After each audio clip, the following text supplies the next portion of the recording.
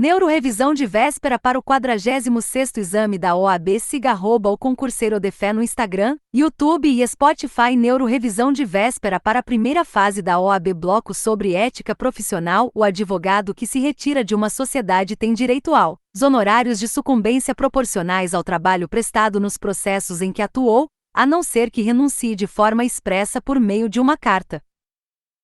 A sucumbência é um direito exclusivo do advogado. O advogado empregado de uma empresa e o advogado público, como os procuradores, também têm direito ao recebimento de honorários de sucumbência, mas podem abrir mão desse direito se assim desejarem. Caso um cliente seja preso e tenha todos os seus bens bloqueados pela Justiça, é possível solicitar a liberação do bloqueio universal para o pagamento das custas processuais e dos honorários advocatícios. O limite de liberação é de até 20% do patrimônio bloqueado, e o advogado precisa apresentar o contrato escrito. Existem duas exceções muito importantes em que não é permitida a liberação de bens bloqueados para pagar honorários. Isso não é possível em casos de crimes da lei de drogas e também em casos de exploração de trabalho escravo.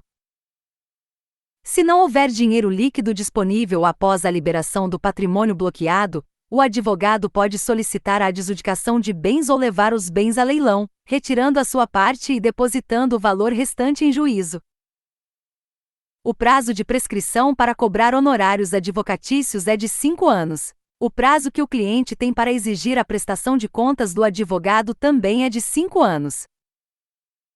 A contagem do prazo prescricional de 5 anos começa a partir do vencimento estipulado no contrato, da decisão que fixou os honorários, da finalização do serviço extrajudicial, do momento da renúncia ou revogação do mandato, ou ainda da data do acordo ou da desistência da ação. A regra geral para atuar em juízo exige que o advogado comprove o mandato apresentando a procuração. A exceção ocorre em medidas de urgência, nas quais o advogado pode atuar sem a procuração, pedindo o prazo de 15 dias para apresentar o documento, o qual pode ser prorrogado por igual período. A procuração não tem prazo de validade em regra, e perdura enquanto for mantida a confiança entre o cliente e o advogado, a menos que exista um prazo expresso no próprio documento. A renúncia ocorre quando o advogado decide sair do processo por falta de confiança. A renúncia não pode ser justificada e o advogado não precisa explicar o motivo para o juiz. Após renunciar, o advogado deve notificar o cliente, preferencialmente por carta com aviso de recebimento, e deve permanecer no processo por mais 10 dias, fazendo tudo o que for necessário, a menos que seja substituído antes.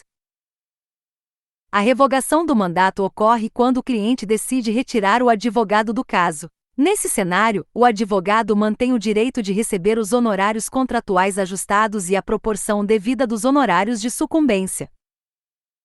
O advogado não pode juntar uma procuração em um processo onde já exista outro advogado constituído. A exceção para essa regra é em casos de motivos justificáveis ou urgência inadiável para solucionar problemas emergenciais. Se for uma situação normal, o novo advogado deve obrigatoriamente notificar o advogado anterior. O dever de prestar contas deve ser cumprido pelo advogado a qualquer momento que o cliente solicitar, prestando contas de bens, de documentos e de valores. Mesmo que o cliente esteja devendo honorários, o advogado não pode se recusar a prestar contas. O Conselho Sessional exige dos novos inscritos a apresentação de documentos e a aprovação no exame de ordem. O candidato precisa prestar compromisso solene, recebendo em seguida a carteira e o cartão da Ordem dos Advogados do Brasil. A carteira ou cédula do advogado é válida como documento de identidade civil em todo o território nacional. Além disso, advogados travestis e transexuais podem pedir a inclusão do nome social no documento mediante uma autodeclaração, sem necessidade de sentença judicial prévia. Para ingressar nos quadros da ordem, é exigida a idoneidade moral. Uma condenação por crime infamante retira essa idoneidade. A declaração de idoneidade possui presunção de veracidade, e mentir gera o crime de falsa declaração. Para declarar um candidato inidôneo, é necessário um quórum mínimo de 2/3 dos votos do Conselho Sessional. O advogado brasileiro formado no exterior ou estrangeiro pode advogar no Brasil. No entanto, é obrigatório revalidar o diploma e ser aprovado no exame de ordem.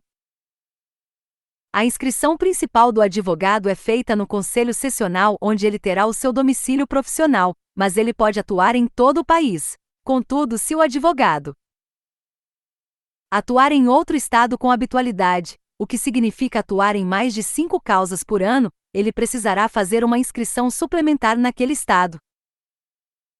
O cancelamento da inscrição é definitivo e ocorre em casos de pedido de exclusão, de falecimento, de penalidade de exclusão, de perda dos requisitos de inscrição ou por incompatibilidade definitiva, como passar em um concurso para juiz. Para voltar a advogar, ele pode fazer uma nova inscrição sem precisar prestar outro exame de ordem. O licenciamento é a interrupção temporária da inscrição. Ocorre em casos de viagem longa justificada, doença mental curável ou incompatibilidade temporária, como ocupar o cargo de presidente da Câmara dos Vereadores ou do Senado Federal. Durante o período do mandato. Nesse período, o advogado não advoga e não paga anuidade. Nas sociedades de advogados, somente advogados podem ser sócios. O objeto social deve ser unicamente a atividade de advocacia. Uma sociedade de advogados jamais pode ser registrada na junta comercial, seu registro ocorre exclusivamente no Conselho Sessional da Ordem dos Advogados do Brasil. O advogado não pode promover a divulgação conjunta da advocacia com outra atividade, como contabilidade ou consultoria de marketing. As duas atividades não podem ser registradas juntas nem divulgadas juntas, embora possam funcionar no mesmo espaço físico. Um advogado pode integrar mais de uma sociedade de advogados ao mesmo tempo, desde que as sociedades estejam localizadas em conselhos sessionais de estados diferentes. É terminantemente proibido participar de duas sociedades no mesmo estado. A responsabilidade dos sócios de uma sociedade de advogados perante as dívidas e danos causados aos clientes é subsidiária e ilimitada. Isso significa que primeiro cobra-se o patrimônio da sociedade e, caso falte dinheiro, o patrimônio pessoal de todos os sócios responde sem limites de cotas.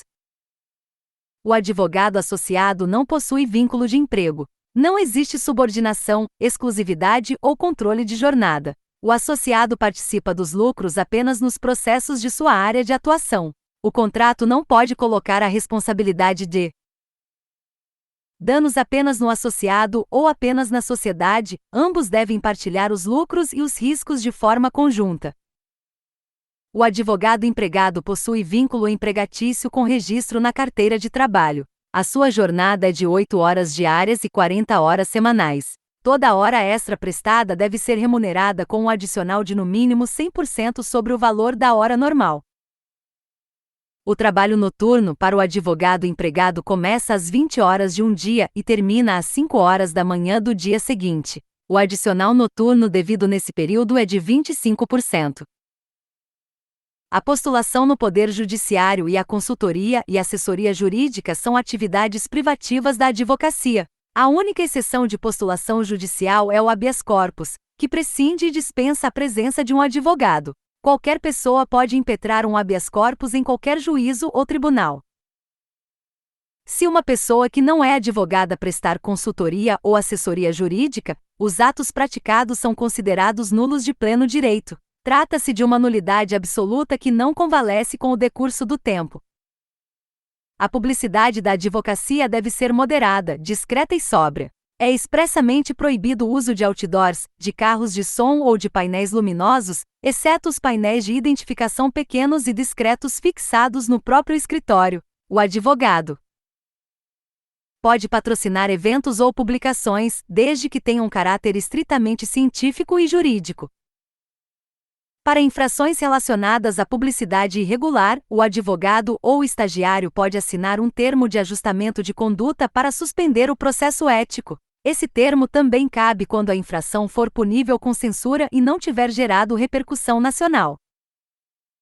O advogado possui imunidade e inviolabilidade de seu escritório, de seus instrumentos de trabalho e de suas comunicações.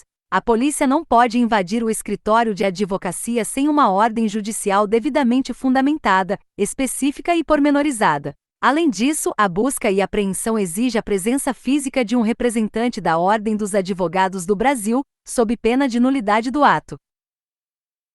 O direito à entrevista reservada e pessoal com o cliente é garantido ao advogado mesmo que o cliente esteja preso e considerado incomunicável. Para essa visita não é exigida procuração e é terminantemente proibida a presença de agentes penitenciários na sala. O advogado tem a proibição legal de fazer acordo de delação premiada ou colaboração premiada contra qualquer pessoa que seja ou tenha sido seu cliente. Isso visa proteger o sigilo profissional, e a quebra dessa regra sujeita o advogado à penalidade máxima de exclusão dos quadros da ordem. O advogado tem amplo acesso aos autos de processos e inquéritos de qualquer natureza, podendo examiná-los e tirar cópias mesmo sem procuração. A única exceção ocorre nos casos sob segredo de justiça ou sigilo, situação em que a procuração se torna obrigatória. É proibido o acesso apenas a documentos de diligências que ainda estão em andamento para não prejudicar a investigação. Em caso de ofensas recebidas no exercício da profissão ou em virtude dela, o advogado tem direito a um desagravo público. Esse processo visa restaurar a honra da advocacia. Pode ser iniciado de ofício pela própria Ordem dos Advogados do Brasil e permite a dispensa da oitiva da autoridade ofensora em casos de urgência. Existem direitos essenciais para a advogada gestante. Ela está dispensada de passar por detectores de metais ou aparelhos de raio-x na entrada dos tribunais e possui direito a vagas de estacionamento reservadas nos fóruns. A advogada que adotou uma criança ou que deu à luz tem direito de ter acesso a creches ou locais adequados nos tribunais, preferência na ordem das sustentações orais em audiências, e o direito de solicitar a suspensão dos prazos processuais por 30 dias, desde que seja a única advogada com procuração no processo. A advogada lactante também possui o direito à preferência em audiências. As incompatibilidades geram a proibição total para o exercício da advocacia, inclusive em causa própria. Policiais militares da ativa, gerentes de bancos, funcionários do Judiciário e do Ministério Público são incompatíveis e devem ter suas inscrições canceladas. Os impedimentos geram proibições parciais. O advogado impedido pode atuar, exceto em algumas situações específicas. Por exemplo, o servidor público comum e os parlamentares podem advogar, mas são impedidos de atuar contra a fazenda pública que os remunera. Professores de direito de universidades públicas não sofrem restrições e podem advogar livremente em qualquer causa. No processo disciplinar, a regra geral determina o prazo de 15 dias para a apresentação de defesa prévia, para a interposição de recursos e para as alegações finais. Na defesa prévia, o advogado processado tem o direito de arrolar até 5 testemunhas. O poder de punir da Ordem dos Advogados do Brasil prescreve em 5 anos, contados a partir do momento em que o órgão toma conhecimento oficial do fato. Existe também a prescrição intercorrente, que acontece se o processo disciplinar ficar paralisado e sem andamento por mais de 3 anos.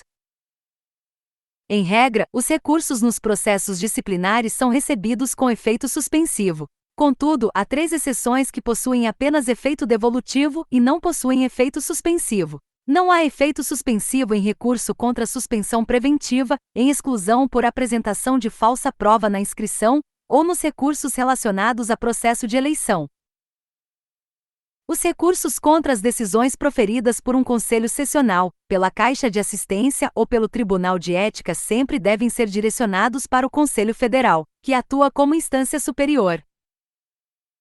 A nova infração disciplinar incluída recentemente no Estatuto determina que o advogado que praticar atos de assédio sexual, assédio moral ou qualquer tipo de discriminação estará sujeito à penalidade de suspensão de suas atividades profissionais.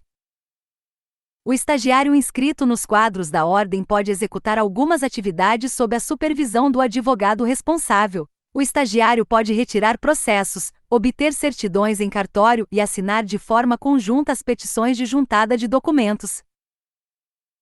Se um juiz atrasar o início de uma audiência por mais de 30 minutos e não houver justificativa legal para o atraso, o advogado tem o direito de se retirar do local, bastando que registre oficialmente a sua ausência na secretaria. A advocacia pro bono consiste em prestar serviços gratuitos para instituições sem fins lucrativos ou para pessoas físicas que não tenham recursos financeiros. Essa prática não pode ser utilizada para obter publicidade, nem para promoção pessoal, captação de clientes ou para finalidades político-eleitorais. Os defensores públicos exercem atividade de advocacia, mas não são obrigados a manter a inscrição ativa nos quadros da Ordem dos Advogados do Brasil para exercerem as suas funções, de acordo com o entendimento do Supremo Tribunal Federal. O Instituto da Notória Especialização permite que advogados ou sociedades de advogados comprovem que possuem estudos, publicações e histórico irrepreensível, tornando seu trabalho essencial e indiscutivelmente o mais adequado para solucionar demandas complexas, permitindo a contratação por entes públicos de forma direta. Bloco sobre direito do trabalho. A duração normal do trabalho no Brasil é de 8 horas por dia e 44 horas por semana. O trabalho extraordinário exige o pagamento de um adicional de no mínimo 50%. O limite legal é de até 2 horas extras por dia. Se o empregado fizer mais do que 2 horas, a empresa é obrigada a pagar todas as horas trabalhadas e ainda será punida pelo Ministério do Trabalho. A compensação de jornada comum pode ser feita por acordo individual, inclusive tácito, mas todas as horas devem ser compensadas dentro do mesmo mês. Se o acordo para compensação for coletivo, as horas devem ser compensadas no período máximo de 1 ano.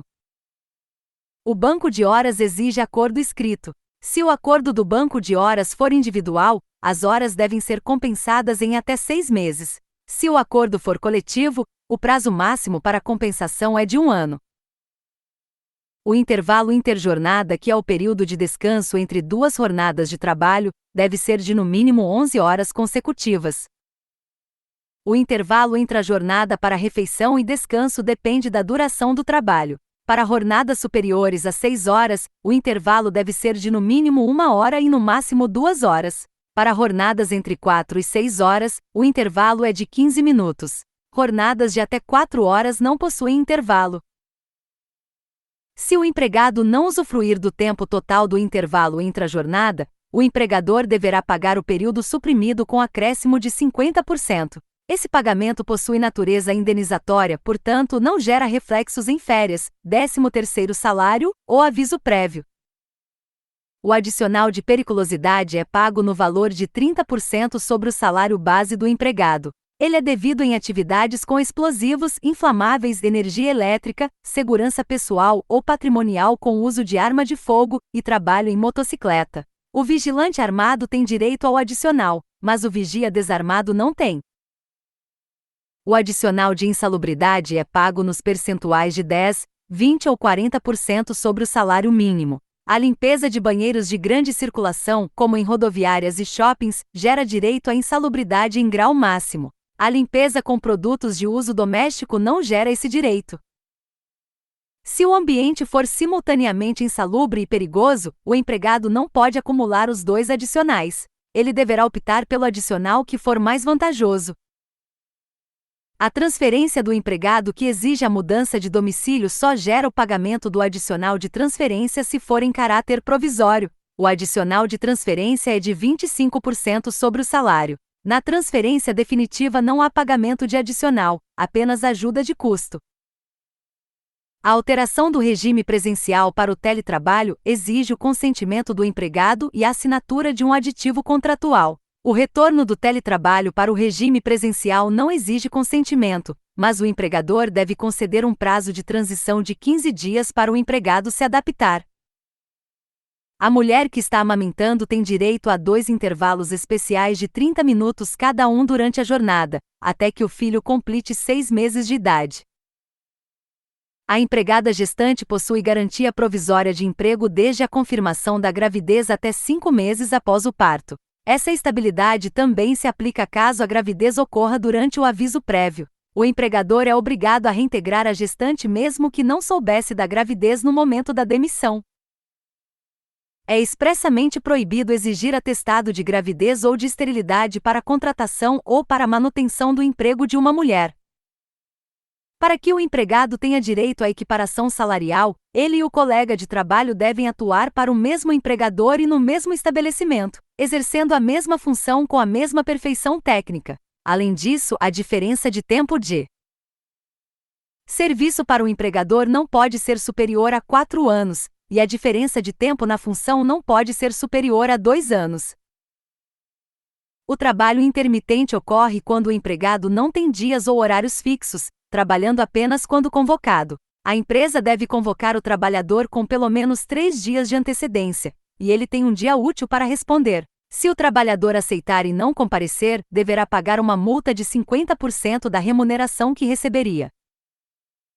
Durante o cumprimento do aviso prévio trabalhado, nos casos em que a demissão partiu do empregador, o empregado tem o direito de reduzir a sua jornada em 2 horas diárias ou faltar por 7 dias corridos, sem qualquer desconto no salário, para que possa procurar um novo emprego. Na sucessão trabalhista, quando uma empresa é comprada por outra, a empresa compradora assume todas as obrigações trabalhistas, inclusive as dívidas anteriores à compra. Os contratos de trabalho permanecem intactos. A responsabilidade só será solidária entre a empresa que comprou e a que foi vendida se ficar comprovada a ocorrência de fraude no negócio. O sócio que se retira da sociedade responde de forma subsidiária pelas dívidas trabalhistas. Para que ele seja responsabilizado, as dívidas devem ser do período em que ele era sócio, e a ação trabalhista deve ser ajuizada em até 2 anos após a averbação da sua saída na junta comercial. Na terceirização, a empresa tomadora dos serviços possui responsabilidade subsidiária pelas dívidas trabalhistas caso a empresa prestadora não pague os funcionários. Se a tomadora dos serviços for um ente da administração pública, a responsabilidade subsidiária só ocorrerá se ficar comprovada a falha na fiscalização do contrato. Bloco sobre processo civil. O juiz profere 3 tipos de pronunciamentos processuais básicos. A sentença extingue o processo e o recurso cabível é a apelação. A decisão interlocutória possui carga decisória, mas não extingue o processo, sendo atacável por agravo de instrumento nos casos previstos em lei. O despacho não tem conteúdo decisório, logo, contra ele não cabe nenhum recurso. O valor da causa deve constar obrigatoriamente na petição inicial e na reconvenção. Nos casos de cumulação de pedidos, o valor da causa será a soma de todos eles. Na ação de alimentos, o valor da causa corresponderá à soma de 12 prestações mensais solicitadas. Se o juiz indeferir a petição inicial, ele proferirá uma sentença, contra a qual cabe o recurso de apelação. Nesse caso, a lei permite que o juiz exerça o juízo de retratação no prazo de 5 dias. O mesmo juízo de retratação ocorre nos casos de improcedência liminar do pedido. O não comparecimento injustificado do autor ou do réu à audiência de conciliação ou mediação é considerado ato atentatório à dignidade da justiça. A penalidade para essa ausência é uma multa de até 2% do valor da causa. A audiência de conciliação só não ocorrerá se ambas as partes manifestarem expressamente o desinteresse na composição consensual. O autor deve indicar o desinteresse na petição inicial e o réu deve peticionar até 10 dias antes da audiência. Se a audiência for cancelada por esse motivo, o prazo para contestação começa a correr da data do protocolo do pedido de cancelamento feito pelo réu. A contestação concentra toda a matéria de defesa do réu. O juiz pode conhecer de ofício a maioria das defesas preliminares processuais, mas existem 2 exceções importantes. O réu é obrigado a alegar a incompetência relativa e a convenção de arbitragem na própria contestação, sob pena de preclusão, pois o juiz não pode reconhecê-las de ofício. A reconvenção é o contra-ataque do réu dentro do mesmo processo e deve ter conexão com a ação principal ou com os fundamentos da defesa. É perfeitamente possível incluir terceiros na reconvenção, seja no polo ativo ou no polo passivo. O réu pode apresentar apenas a reconvenção de forma autônoma, mesmo que decida não apresentar a contestação.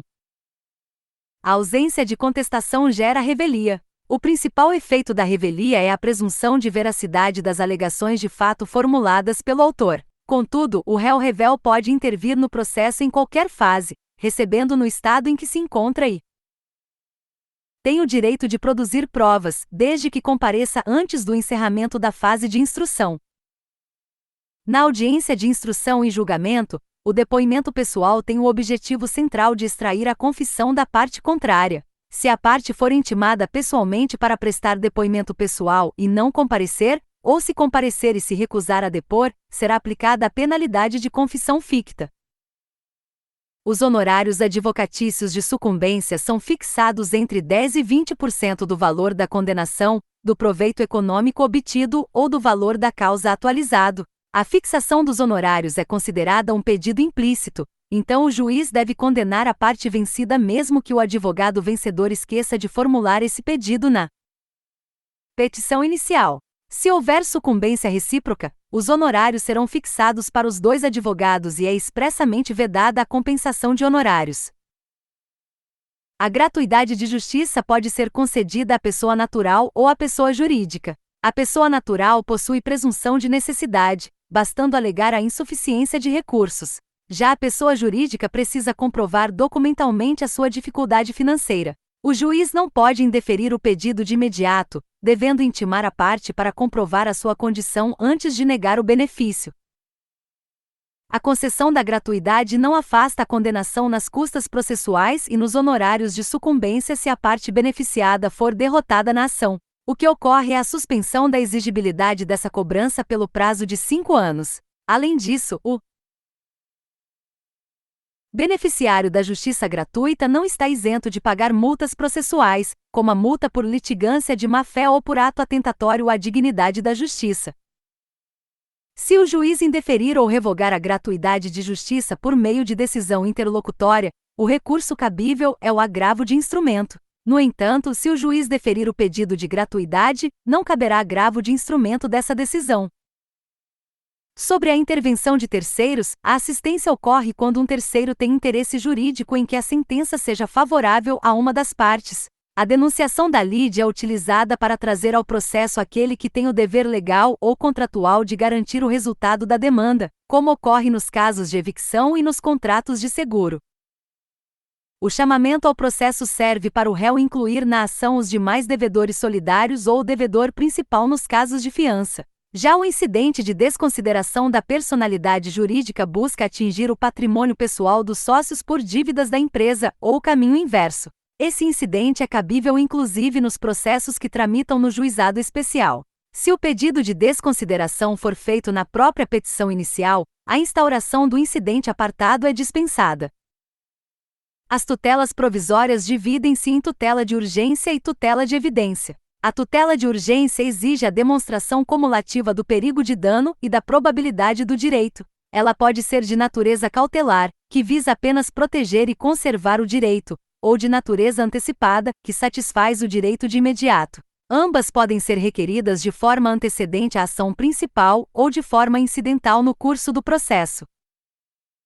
A tutela de evidência exige apenas a demonstração da alta probabilidade do direito, dispensando completamente a comprovação do perigo da demora. Em duas hipóteses específicas, que são o abuso do direito de defesa e o propósito protelatório do réu, o juiz deve obrigatoriamente ouvir a parte contrária antes de conceder a medida. Nas demais hipóteses, como teses firmadas em precedentes vinculantes ou contratos de depósito, a liminar pode ser concedida sem ouvir o réu.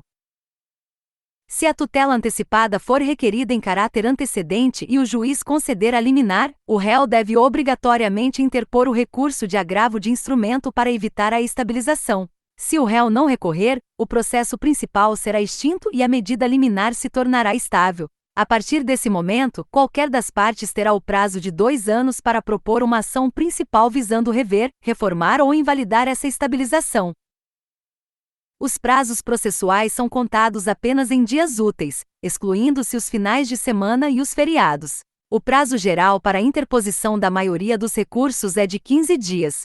A principal exceção é o recurso de embargos de declaração, cujo prazo é de 5 dias. Nos procedimentos dos juizados especiais, o recurso inominado possui o prazo de 10 dias. O recurso interposto antes do início da contagem do prazo é plenamente considerado tempestivo, não existindo mais a punição do recurso prematuro.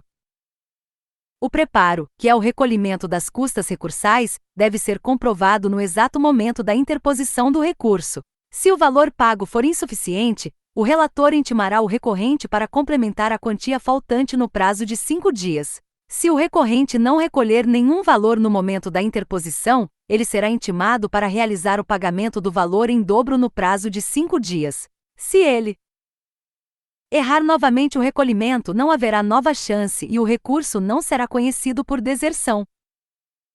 Os embargos de declaração servem para sanar omissão, contradição, obscuridade ou corrigir erro material contido na decisão judicial. A oposição dos embargos de declaração tem o efeito de interromper o prazo para a interposição de outros recursos para todas as partes do processo. Isso significa que o prazo zera e volta a ser contado integralmente do início após a publicação da nova decisão. A regra geral do recurso de apelação é possuir o duplo efeito, ou seja, o efeito devolutivo e o efeito suspensivo. A simples interposição da apelação impede automaticamente que a sentença produza seus efeitos práticos até o julgamento final pelo tribunal, exceto nas hipóteses expressas em lei, como nas sentenças que fixam alimentos ou que confirmam tutela provisória. O agravo de instrumento é o recurso cabível contra as decisões interlocutórias expressamente previstas em lei. Ele é adequado, por exemplo, contra decisões que versem sobre tutelas provisórias, exclusão de litisconsorte e sobre a redistribuição ou inversão do ônus da prova. Se a decisão interlocutória apenas indeferir a produção de uma prova, não caberá agravo de instrumento. Nesse caso, a parte deverá aguardar e alegar o cerceamento de defesa de forma preliminar nas razões ou nas contrarrazões do recurso de apelação, pois essa matéria não sofre preclusão imediata. A ação rescisória visa desconstituir uma decisão de mérito que já transitou em julgado. Ela é cabível em hipóteses gravíssimas, como juiz absolutamente incompetente, juiz impedido, dolo da parte vencedora, corrupção do magistrado ou prova falsa. O prazo para o ajuizamento é decadencial de 2 anos, contados da data do trânsito em julgado da última decisão do processo. A lei exige o depósito prévio de 5% do valor da causa, que será convertido em multa caso a ação seja declarada inadmissível ou improcedente por unanimidade. No cumprimento de sentença que condena ao pagamento de quantia certa, o devedor será intimado para efetuar o pagamento voluntário no prazo de 15 dias úteis. Não existe o direito ao parcelamento legal da dívida nesta fase processual. Se o pagamento integral não for realizado nesse prazo, incidirá imediatamente uma multa de 10% e honorários advocatícios de 10% sobre o valor restante do débito. Transcorrido o prazo de 15 dias para o pagamento voluntário, inicia-se automaticamente o prazo de mais 15 dias para o devedor apresentar a sua impugnação ao cumprimento de sentença, independentemente de nova penhora ou de nova intimação. Se a defesa do devedor for baseada em excesso de execução, ele deve obrigatoriamente declarar o valor que entende correto e juntar o demonstrativo de cálculo atualizado, sob pena de rejeição liminar desse argumento pelo juiz.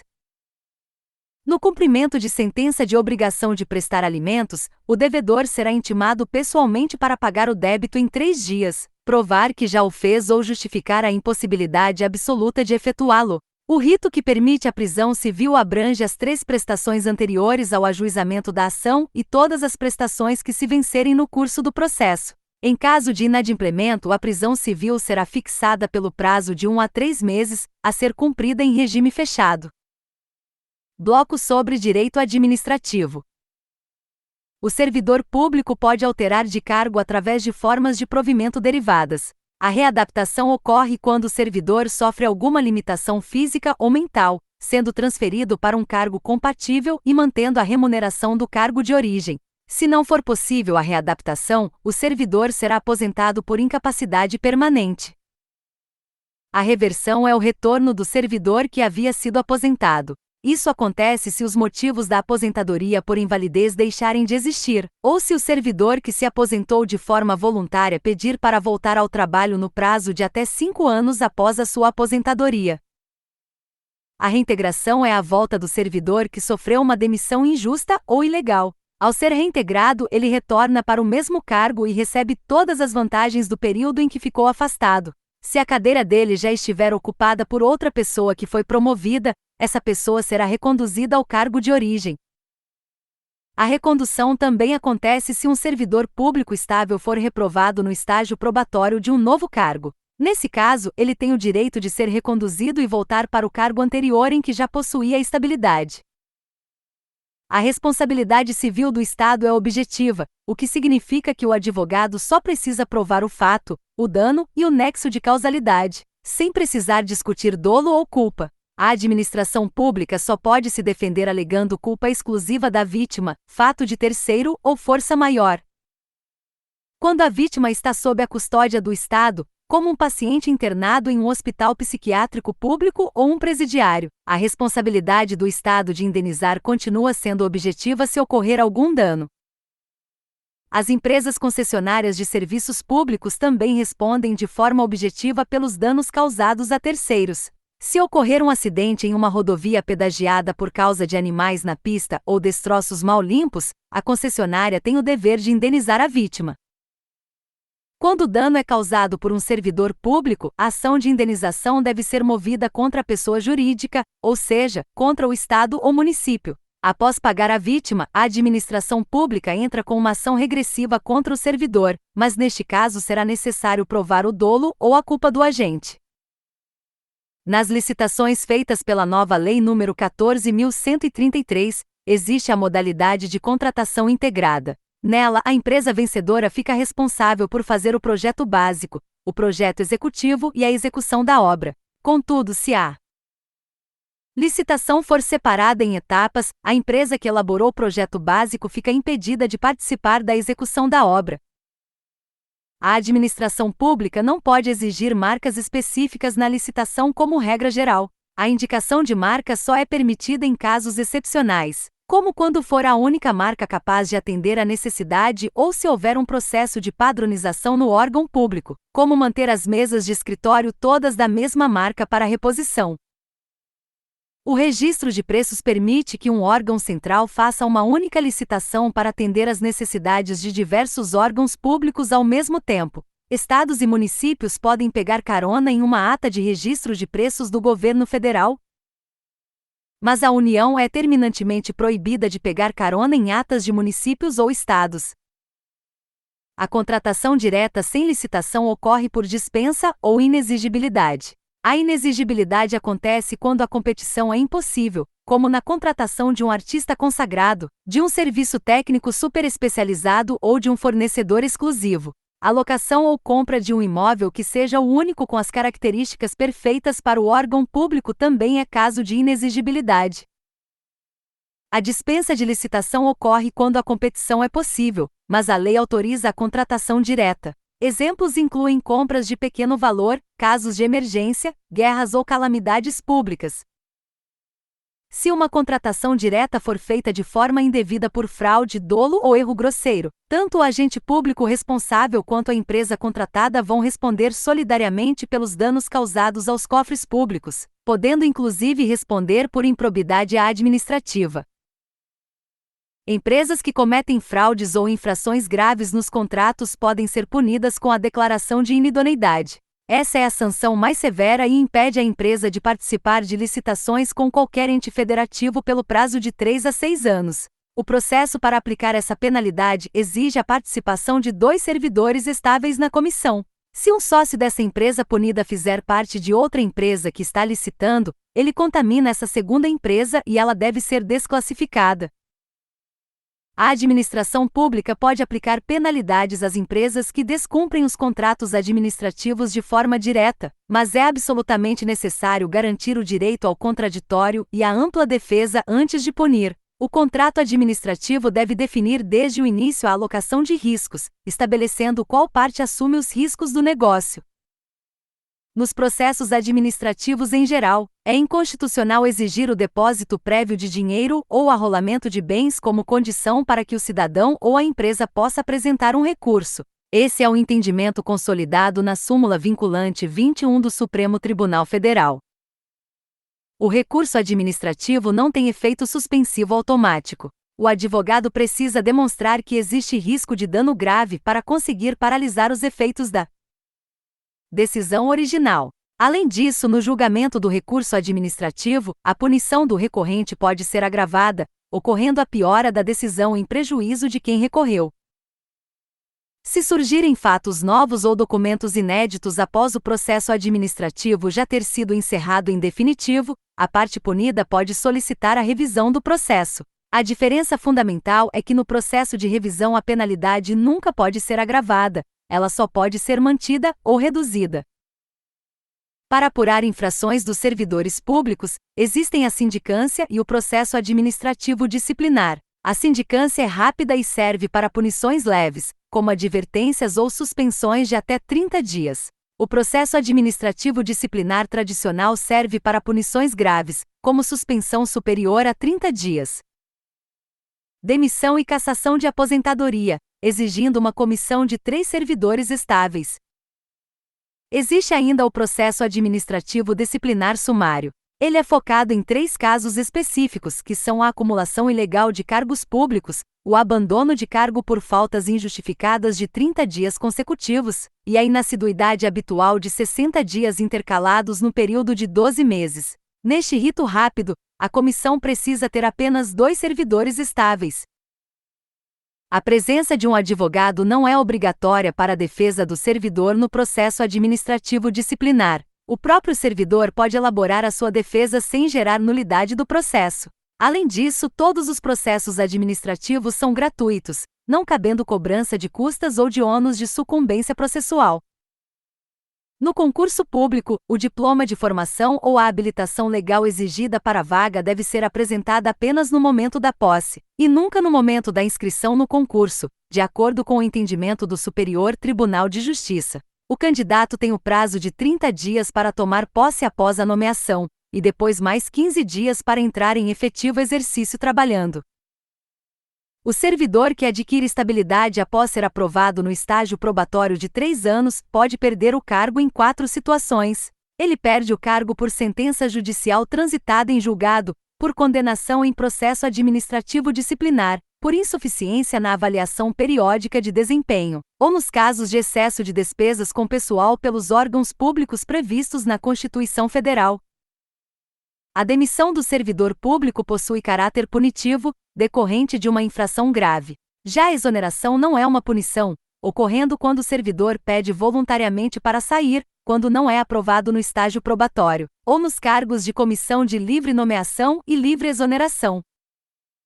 Na desapropriação, além dos entes federativos, as empresas concessionárias de serviços públicos e as parcerias público-privadas podem promover os atos executórios da desapropriação e pagar as indenizações, desde que estejam expressamente autorizadas no contrato firmado com o poder público. A declaração de utilidade pública para desapropriar um bem caduca no prazo de 5 anos após a publicação do decreto. Se a desapropriação for por motivo de interesse social, a caducidade ocorre no prazo de 2 anos. Se o decreto caducar, o ente público só poderá emitir nova declaração sobre o mesmo imóvel depois de 1 ano inteiro. Em caso de processo judicial para debater a desapropriação, o cidadão só pode discutir falhas processuais ou o valor da indenização. Os consórcios públicos permitem a união de diferentes entes federativos para a prestação conjunta de serviços. O município jamais pode formar um consórcio diretamente com a União se o Estado não participar junto do acordo. A presença do Estado é obrigatória para ligar o município ao governo federal no consórcio. Bloco sobre direito penal. O acordo de não persecução penal exige a confissão formal e circunstanciada do agente. O crime deve ter sido praticado sem violência ou grave ameaça e possuir pena mínima inferior a 4 anos. É proibido oferecer o acordo se for cabível a transação penal, se o agente for reincidente ou tiver conduta criminal habitual. Também não cabe se o agente recebeu algum benefício nos últimos 5 anos ou em casos de crimes da Lei Maria da Penha e violência doméstica. Se o juiz se recusar a homologar o acordo, o recurso cabível é o recurso em sentido estrito.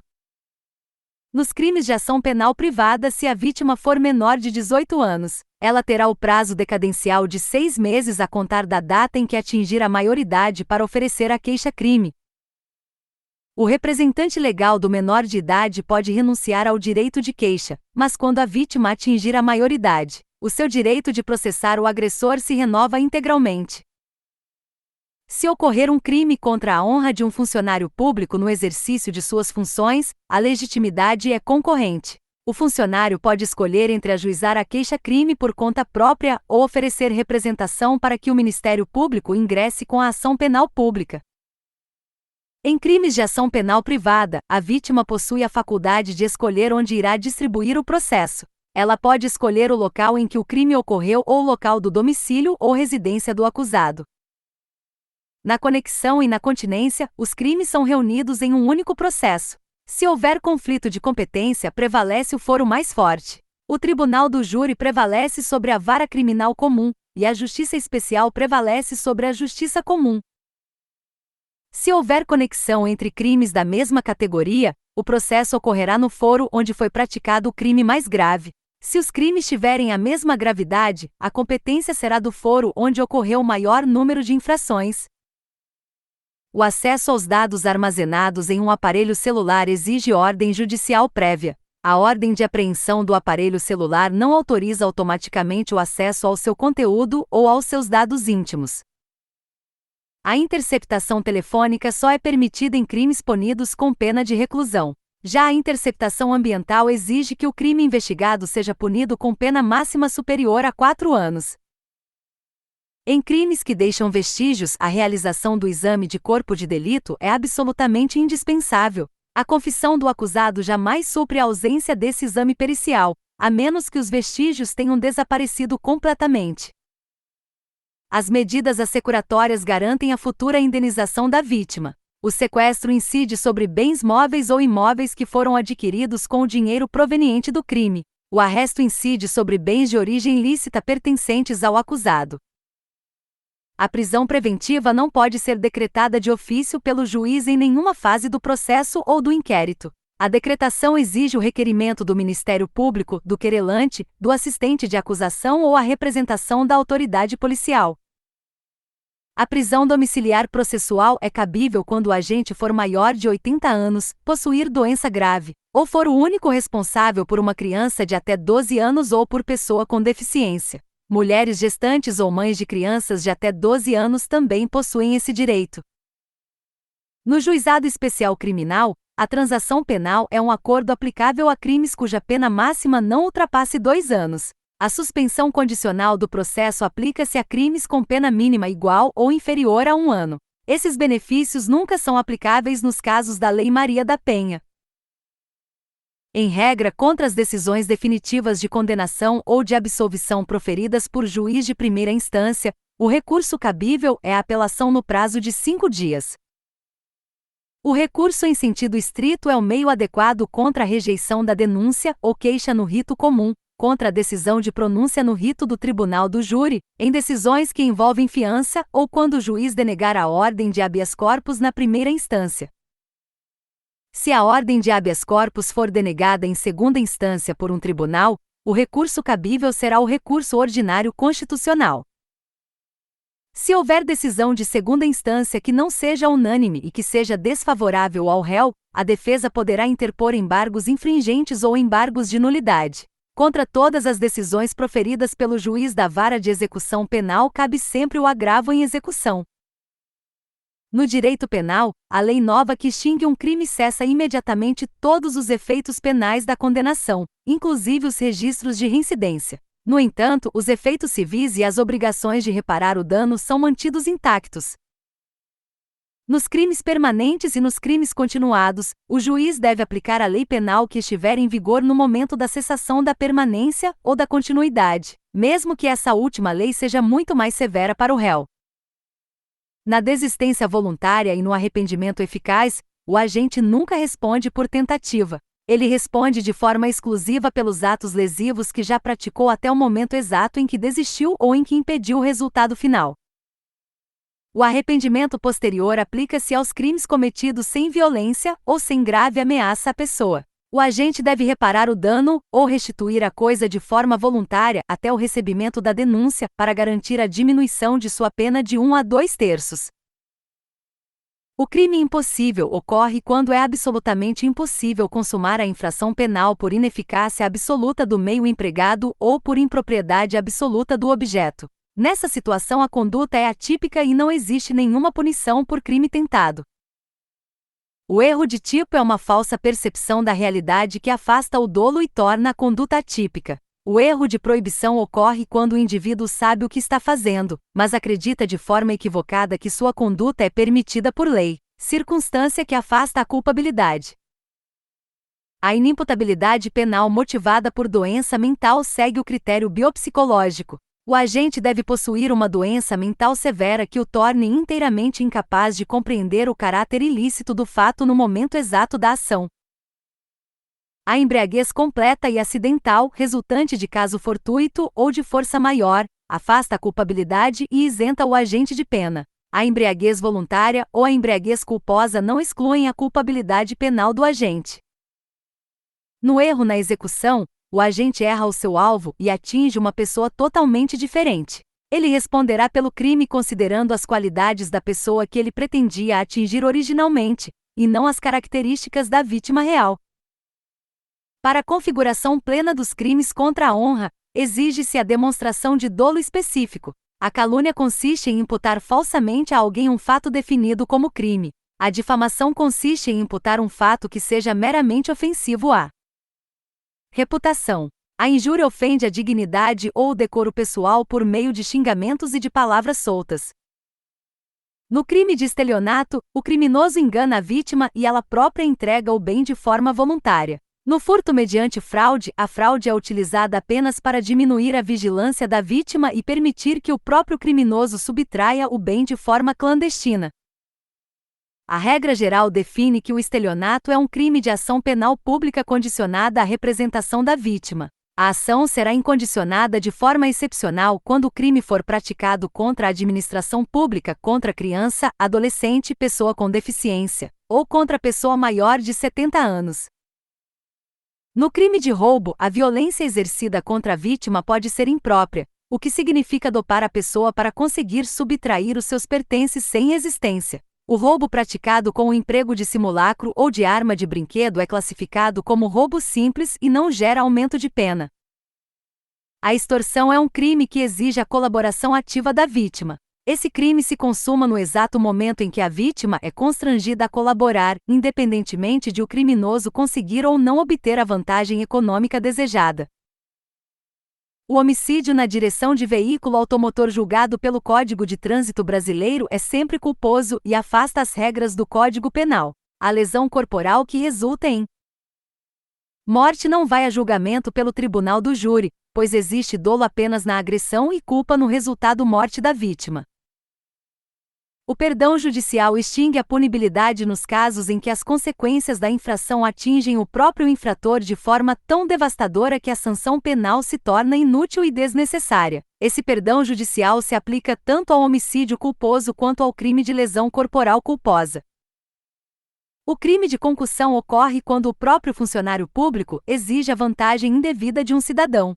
O crime de corrupção passiva ocorre quando o funcionário solicita a vantagem, aceita a promessa ou recebe o valor. O crime de corrupção ativa é praticado exclusivamente pelo cidadão comum que oferece ou que promete a vantagem indevida ao funcionário do Estado.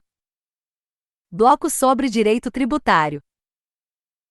O princípio da irretroatividade determina que o cálculo do tributo deve ser feito com base na lei que estava em vigor no exato momento em que ocorreu o fato gerador. No entanto, para as multas tributárias, aplica-se a regra da retroatividade benigna, o que significa que o contribuinte tem o direito de que seja aplicada a multa mais benéfica.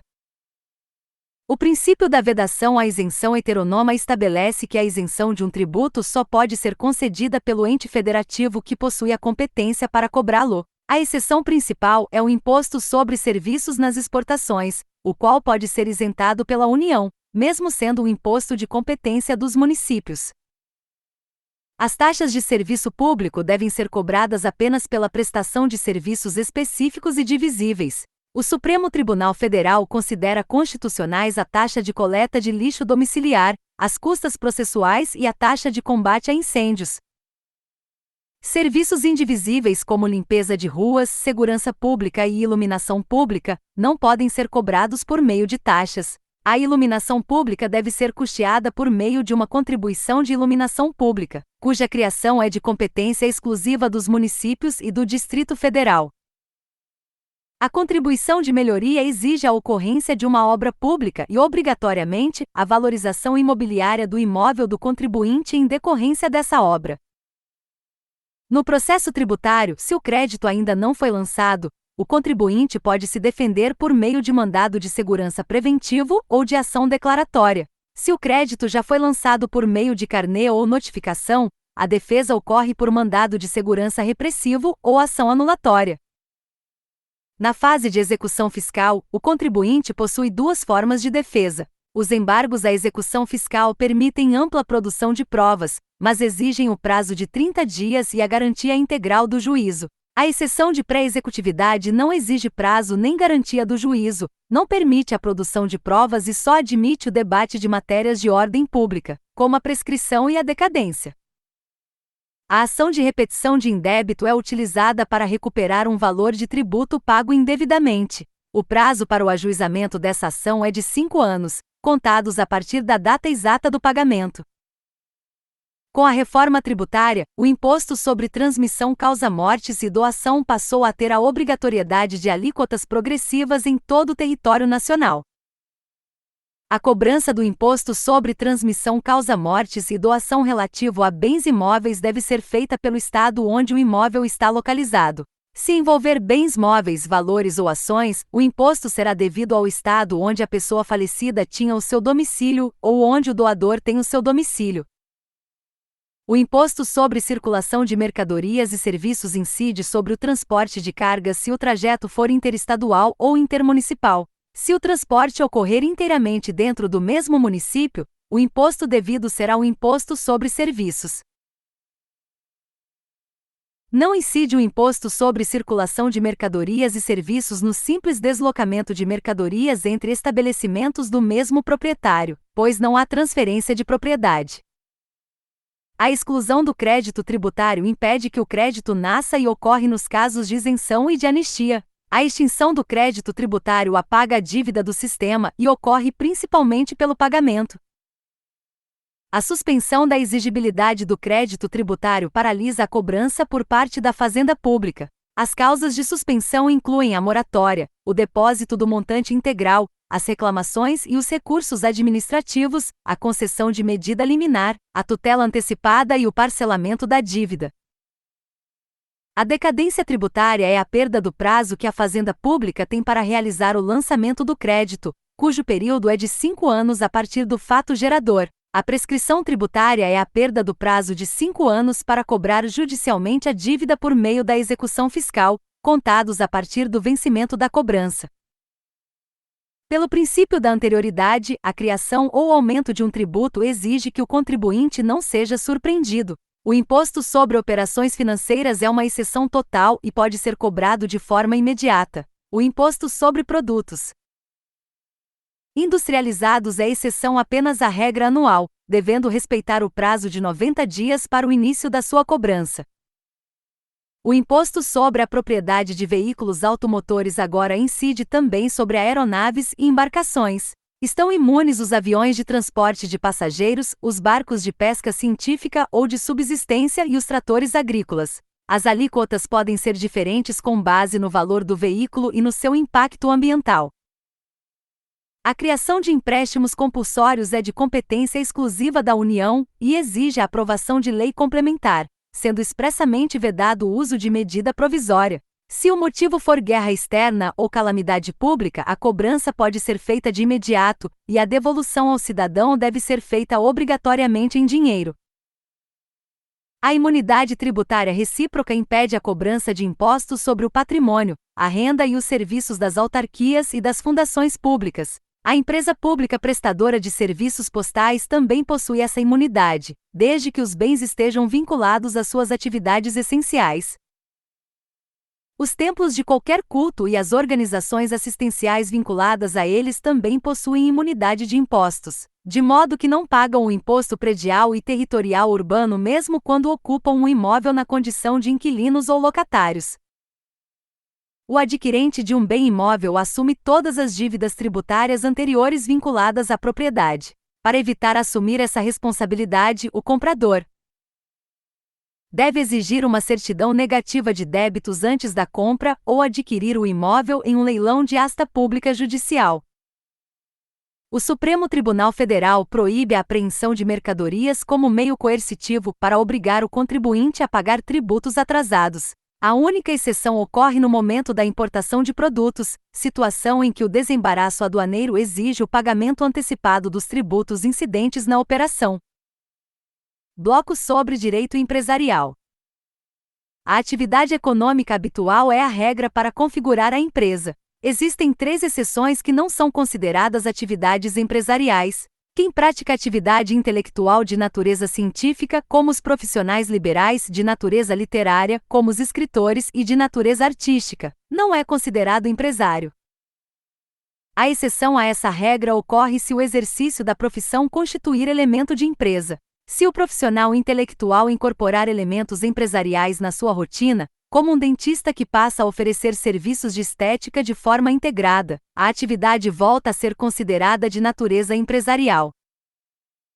O registro na junta comercial é obrigatório para o empresário antes de iniciar a sua atividade. A falta de registro não descaracteriza a atividade como empresarial, apenas indica que ela está sendo exercida de forma irregular.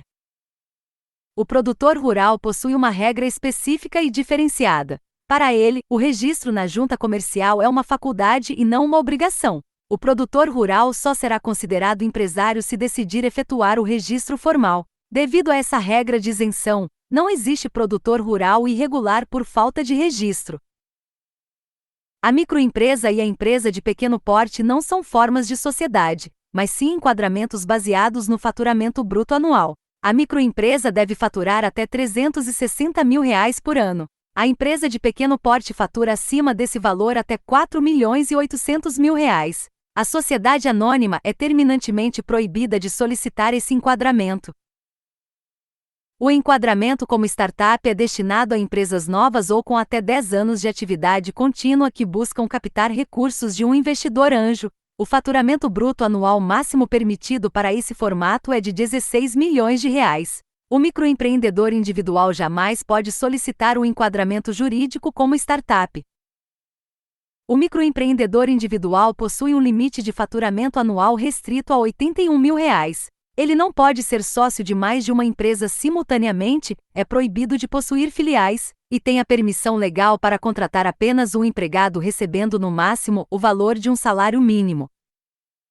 O registro de alterações na junta comercial atua como um marco temporal essencial no direito societário, o prazo de responsabilidade de um sócio que se retira da sociedade é de 2 anos, contados obrigatoriamente a partir da data de averbação da sua saída no registro competente.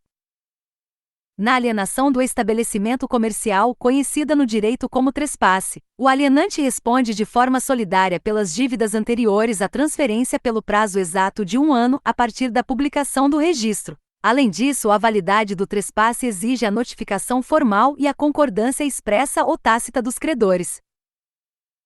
O adquirente de um estabelecimento comercial não recebe o nome empresarial do antigo dono de forma automática e presumida. O nome empresarial só pode ser transferido no trespasse se houver acordo expresso entre as partes, e o adquirente deve obrigatoriamente usar a expressão sucessor de para não enganar a confiança dos credores. O nome empresarial divide-se nos formatos de firma e denominação. A firma utiliza o nome civil dos sócios e é obrigatória para o empresário individual, para a sociedade em comandita simples e para a sociedade em nome coletivo. A denominação utiliza expressões criativas e é obrigatória para a sociedade anônima. A sociedade limitada tem a liberdade jurídica de escolher atuar sob firma ou sob denominação. Os cônjuges podem ser sócios entre si ou com terceiros na composição da mesma sociedade. Contudo, a lei proíbe a formação de sociedade entre cônjuges se eles forem casados pelo regime da comunhão universal de bens ou pelo regime da separação obrigatória de bens. A outorga conjugal não é exigida nos atos do direito empresarial. O sócio administrador atua sozinho e de forma livre para praticar os atos de gestão da empresa, independentemente do seu regime de casamento civil. Para a realização válida de uma reunião de sócios, a lei exige a presença de no mínimo 2 sócios que não tenham conflito de interesses com a matéria que será deliberada naquele encontro. Em caso de falecimento de um sócio, a regra geral da legislação civil determina a preservação e a continuidade da empresa. Ocorre então a dissolução parcial da sociedade, na qual os haveres são apurados e pagos aos herdeiros. Os herdeiros não se tornam sócios de forma automática, a menos que o contrato social original determine o ingresso deles. A sociedade em conta de participação é a única exceção absoluta à regra geral de registro. Ela não possui personalidade jurídica própria e não pode ser registrada na junta comercial. O sócio ostensivo atua em seu próprio nome perante terceiros e responde de forma ilimitada, enquanto sócios ocultos ou participantes são meros investidores com a responsabilidade estritamente limitada ao valor estipulado no contrato. Na sociedade limitada, a responsabilidade de cada sócio é restrita ao valor de suas próprias cotas. No entanto, todos os sócios da empresa respondem de forma solidária pela integralização total do capital social caso algum sócio deixe de pagar a parte financeira que prometeu, situação técnica conhecida nos tribunais como sócio remisso. A competência judicial para processar e julgar o pedido de falência e de recuperação judicial é definida pelo juízo do local do principal estabelecimento do devedor, sendo este caracterizado como o local físico onde ocorre o maior volume de negócios e o centro das decisões econômicas daquela empresa. Na recuperação judicial, a figura do administrador judicial atua para fiscalizar rigorosamente o cumprimento do plano de recuperação aprovado, mas ele não administra a rotina da empresa devedora. O sistema permite a distribuição de lucros aos sócios durante o processo de recuperação judicial. Se a empresa devedora descumprir as regras estabelecidas no plano de recuperação, o juiz do caso decretará imediatamente a sua falência. Os créditos de natureza tributária não se submetem aos efeitos práticos da recuperação judicial, de modo que as dívidas de impostos não entram no plano de reestruturação de pagamento proposto pela empresa. No entanto, em caso de decretação de falência pelo juiz, os créditos tributários entram no processo falimentar e obedecem à ordem legal de pagamento estabelecida na legislação. Nos títulos de crédito, a mora e o atraso do devedor ocorrem automaticamente no dia exato do vencimento estipulado no documento, dispensando qualquer notificação formal ou aviso prévio de cobrança por parte do credor. Pelo princípio da literalidade dos títulos de crédito, todo e qualquer pagamento parcial ou integral realizado deve ser devidamente anotado no próprio corpo do documento físico do título, sob o risco de quem paga mal ter que pagar duas vezes.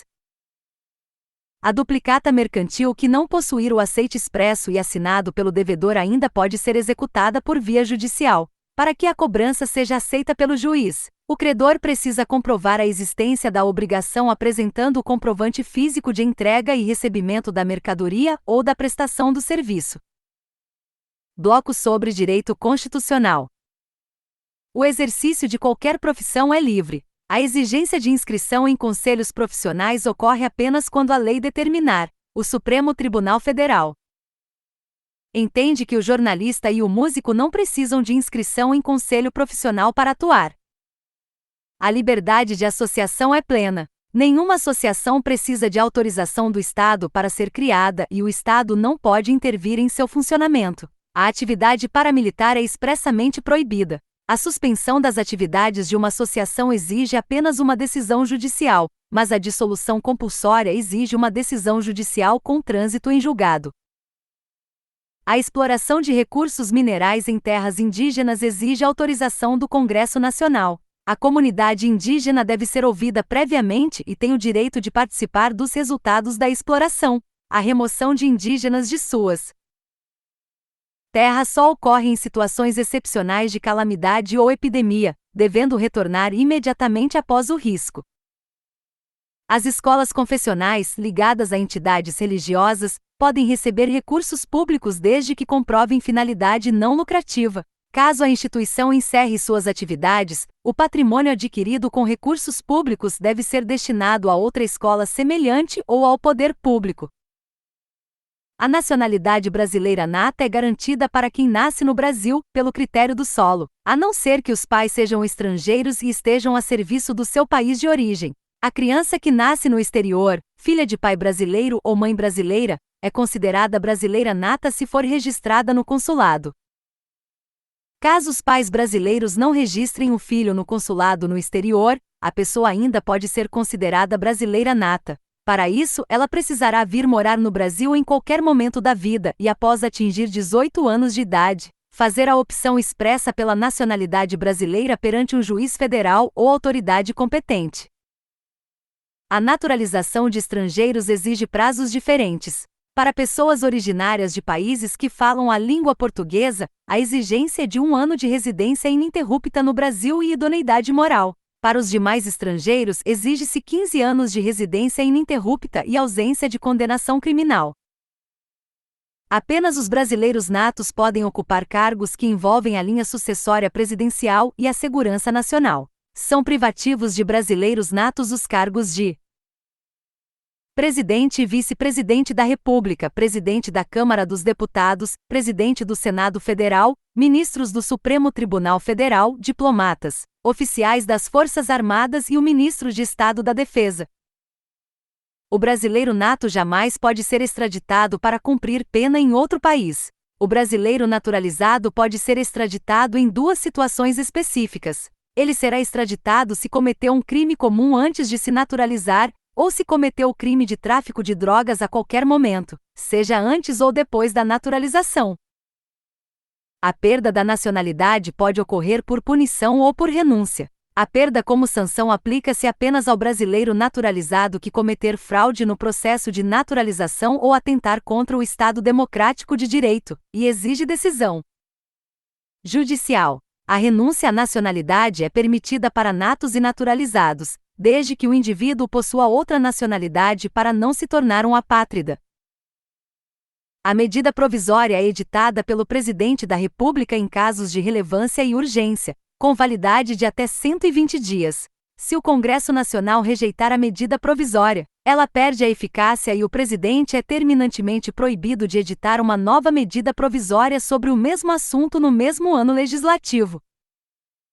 É expressamente vedado o uso de medida provisória para tratar de direito penal, de direito processual penal, de direito processual civil, de direito eleitoral, de nacionalidade e de organização do Poder Judiciário. Contudo, a medida provisória pode legislar sobre direito civil e atuar em aberturas de créditos extraordinários. A súmula vinculante só pode ser editada pelo Supremo Tribunal Federal. Ela obriga os juízes de instâncias inferiores e toda a administração pública a seguirem o seu entendimento. No entanto, a súmula vinculante não amarra o poder legislativo, permitindo que o Congresso Nacional crie uma lei em sentido totalmente contrário ao que diz a súmula. A ação popular visa anular atos que prejudiquem o patrimônio público, a moralidade administrativa, o meio ambiente e o patrimônio histórico. Apenas o cidadão, que é a pessoa física com título de eleitor regular e em pleno gozo dos direitos políticos, pode ajuizar essa ação. Associações, sindicatos e o Ministério Público não podem ajuizar ação popular. O mandado de segurança protege direito líquido e certo não amparado por habeas corpus ou habeas data. A prova do direito deve ser totalmente documental e pré-constituída no momento em que a ação é protocolada, pois o rito do mandado de segurança não permite a oitiva de testemunhas nem a realização de perícias. O prazo decadencial para impetrar a ação é de 120 dias. O habeas data garante o acesso ou a retificação de informações pessoais do próprio impetrante que estejam em bancos de dados públicos ou de caráter público. Essa ação é personalíssima, o que impede uma pessoa de buscar dados de terceiros. Para ajuizar o habeas data, o indivíduo deve comprovar que o órgão público negou administrativamente o acesso à informação. O mandado de injunção é cabível quando a falta de uma norma regulamentadora torna impossível o exercício de um direito fundamental previsto na Constituição Federal. O objetivo da ação é permitir que o indivíduo exerça o seu direito no caso concreto fixando parâmetros temporários, e não obrigar o Poder Legislativo a criar a lei de forma impositiva. Na competência concorrente, a União cria as normas gerais e os Estados criam as normas específicas. Se a União não editar a lei com as normas gerais, os Estados ganham competência legislativa plena para regulamentar todo o assunto. Caso a União crie a sua lei geral posteriormente, a lei do Estado não será revogada, mas terá a sua eficácia suspensa naquilo que for contrário à nova lei federal. No controle concentrado de constitucionalidade, a ação direta de inconstitucionalidade serve para atacar lei federal ou lei estadual publicadas após a promulgação da Constituição de 1988. A ação direta de inconstitucionalidade jamais pode ser utilizada para questionar uma lei municipal ou uma norma originária da própria Constituição Federal. A ação declaratória de constitucionalidade visa confirmar a validade de uma lei. O seu uso é restrito exclusivamente a leis ou atos normativos federais.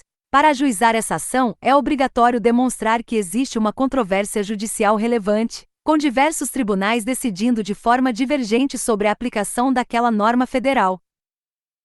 A arguição de descumprimento de preceito fundamental é uma ação subsidiária. Ela funciona como um recurso protetivo residual e será utilizada quando não couber ação direta de inconstitucionalidade.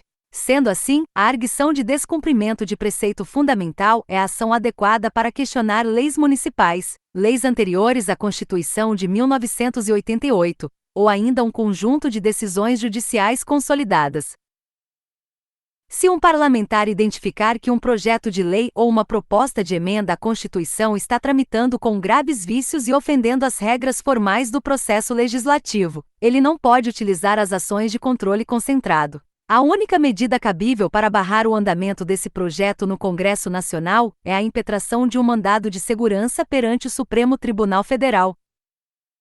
A liberdade de consciência religiosa protege a objeção de consciência. O cidadão pode se recusar a cumprir uma obrigação legal imposta a todos alegando motivos de crença religiosa. Ao fazer isso, o Estado imporá uma prestação alternativa para compensar a recusa. Se o indivíduo recusar a obrigação principal e também se recusar a cumprir a prestação alternativa, ele sofrerá a perda dos seus direitos políticos.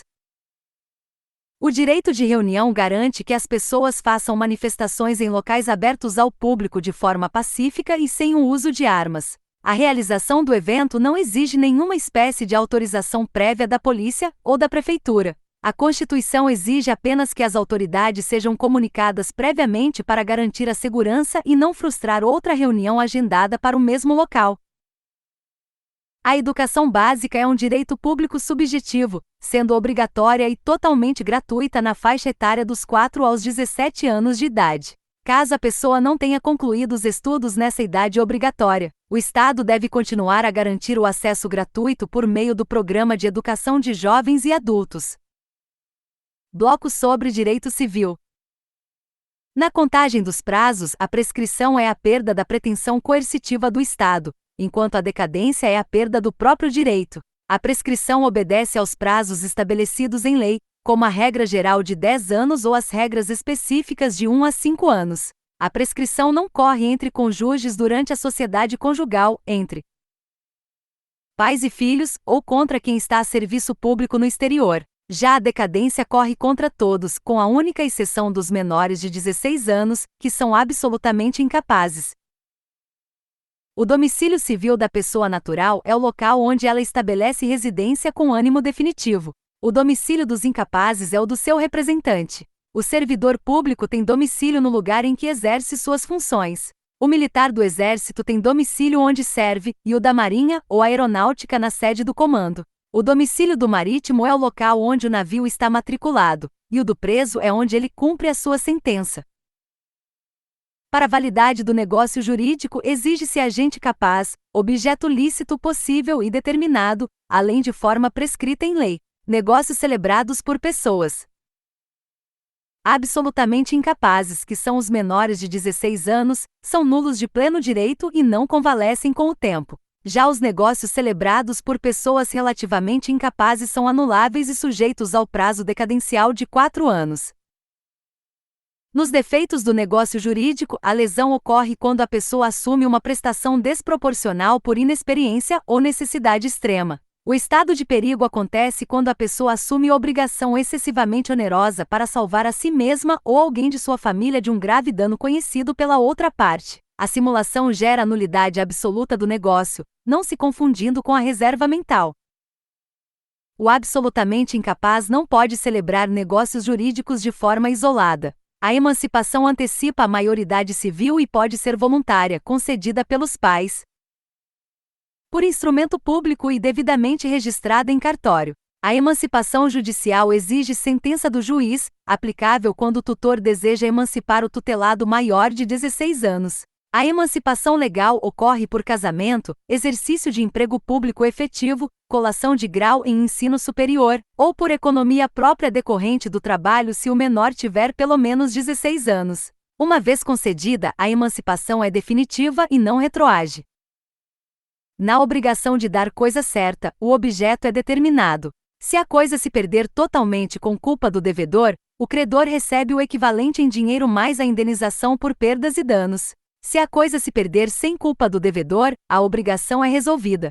Caso ocorra apenas a deterioração da coisa com culpa, o credor pode exigir o equivalente ou aceitar a coisa abatendo o valor, sempre com o direito a perdas e danos. Na deterioração sem culpa, pode-se resolver a obrigação ou aceitar a coisa com o devido abatimento, sem cobrança de perdas e danos.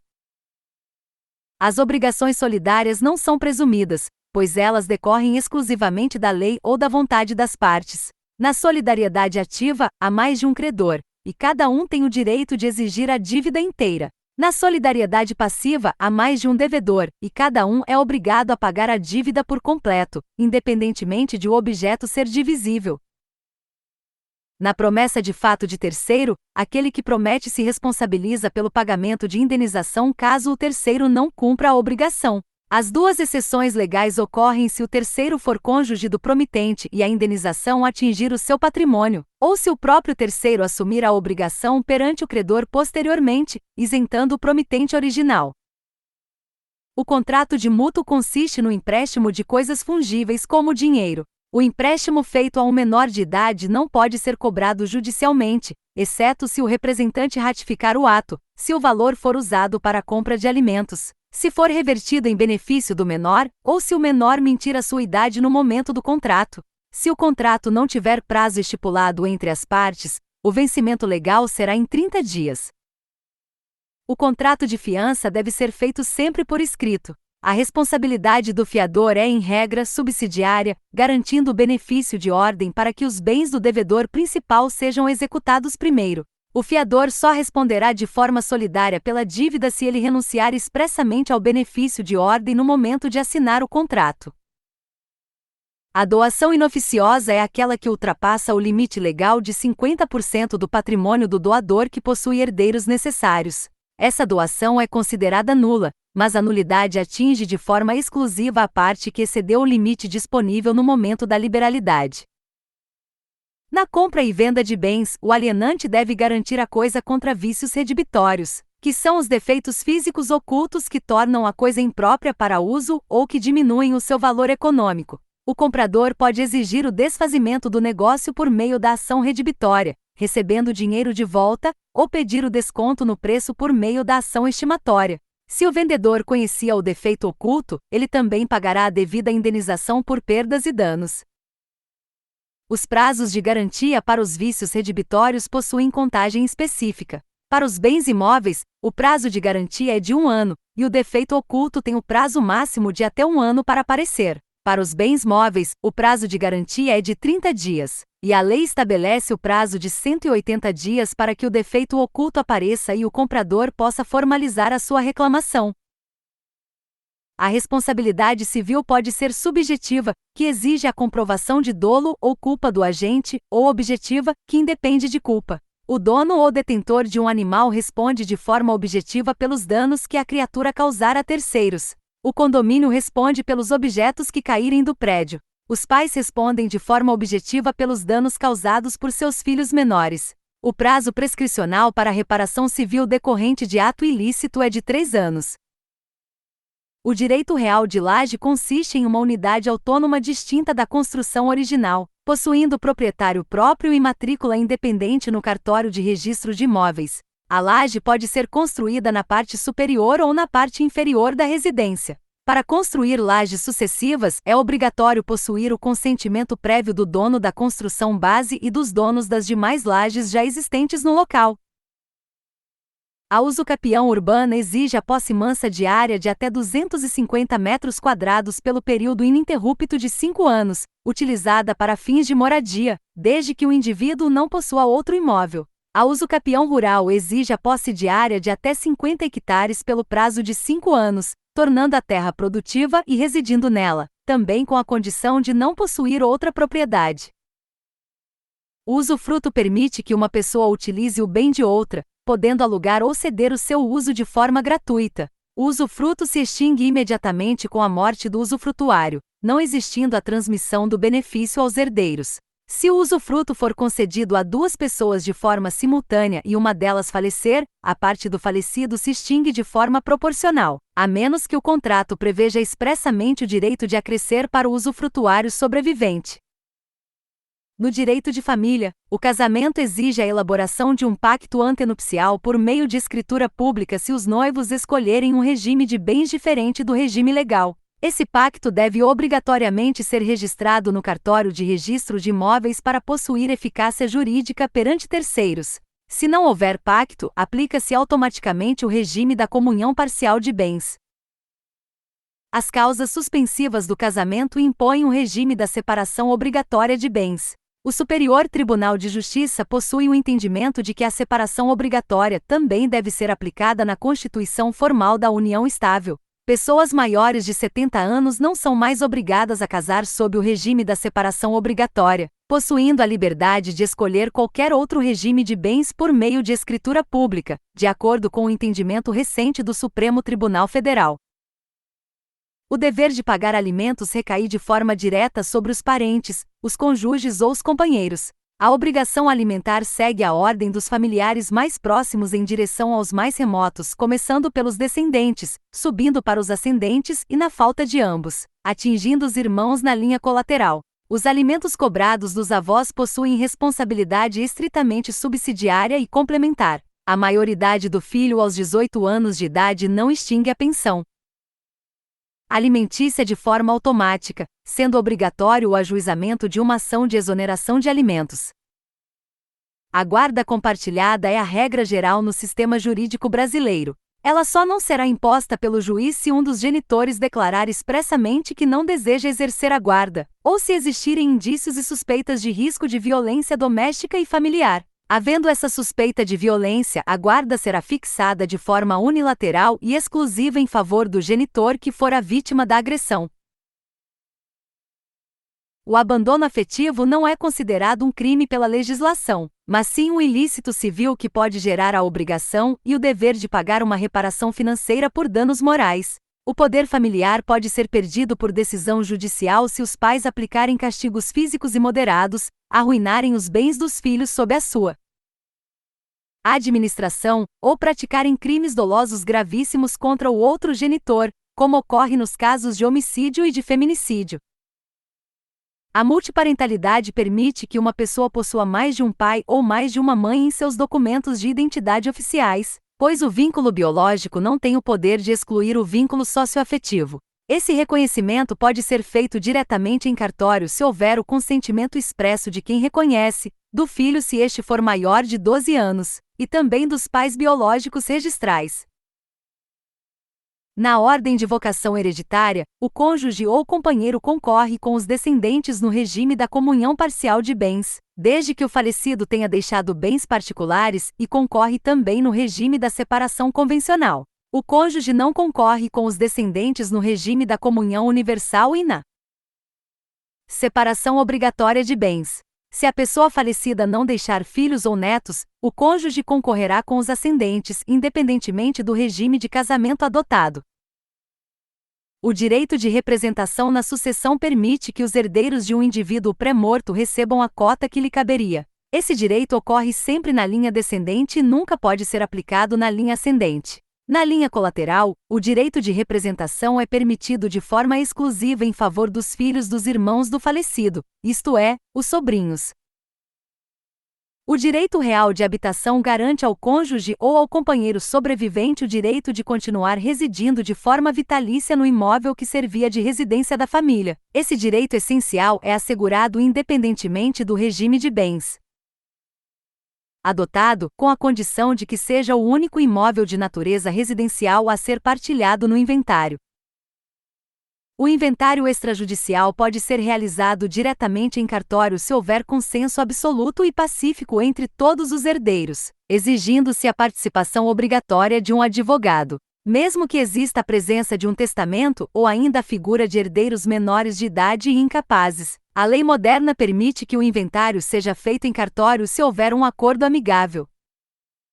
O testamento é um ato de natureza personalíssima e também irrevogável. O cidadão possui a capacidade jurídica para fazer um testamento por conta própria a partir dos 16 anos de idade, dispensando completamente a necessidade de qualquer assistência de seus pais ou responsáveis legais. O prazo para ajuizar uma ação buscando impugnar a validade de um testamento é de 5 anos, contados a partir da data de registro oficial do documento. A pessoa que comete o crime de homicídio doloso contra o autor da herança é considerada indigna pela lei e perde todo o direito à sucessão. A exclusão desse herdeiro indigno ocorre de forma automática e imediata após o trânsito em julgado da respectiva sentença penal condenatória, sem a necessidade de ajuizar uma nova ação na esfera civil para obter a sua exclusão. A ação de petição de herança prescreve no prazo máximo de 10 anos, cuja contagem se inicia no momento exato da abertura da sucessão. Se um herdeiro necessário receber a doação de um bem em vida e deixar de declarar esse patrimônio no processo de inventário para igualar as cotas, ele sofrerá a penalidade civil de sonegados e perderá os seus direitos hereditários sobre aquele bem que tentou esconder. Bloco sobre direito da criança e do adolescente.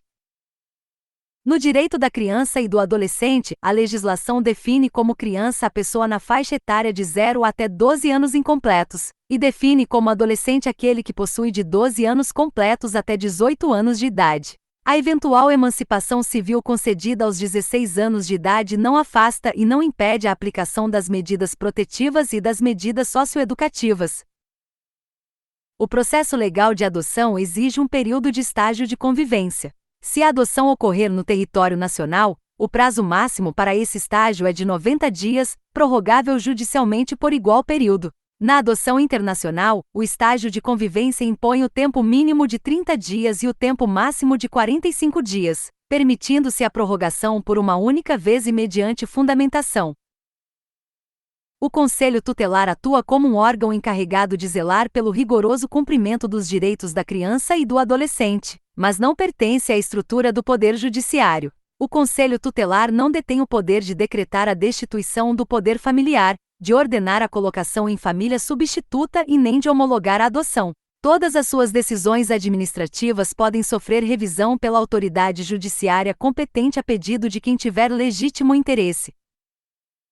Para a legislação especial, as crianças e os adolescentes não cometem crimes, eles praticam atos infracionais que são análogos aos crimes tipificados no Código Penal. Se uma criança praticar qualquer ato infracional, ela será encaminhada exclusivamente ao Conselho Tutelar, sujeitando-se de forma restrita à aplicação de medidas de proteção.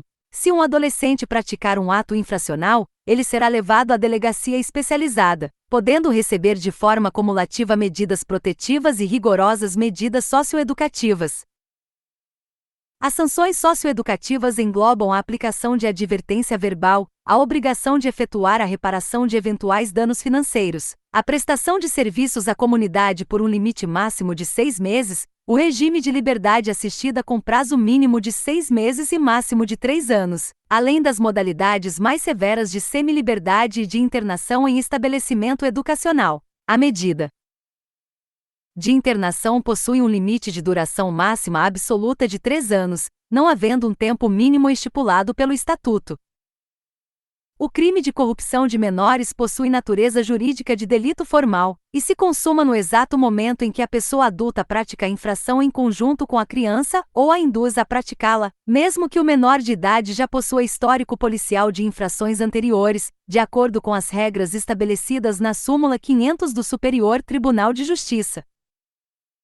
Para as condutas criminosas previstas expressamente no Estatuto praticadas com o emprego de violência doméstica e familiar contra qualquer criança ou adolescente, a lei determina a proibição absoluta para a aplicação dos benefícios da Lei dos Juizados Especiais. Torna-se vedada a substituição da condenação pela entrega de cestas básicas ou pela imposição isolada e branda da pena de multa.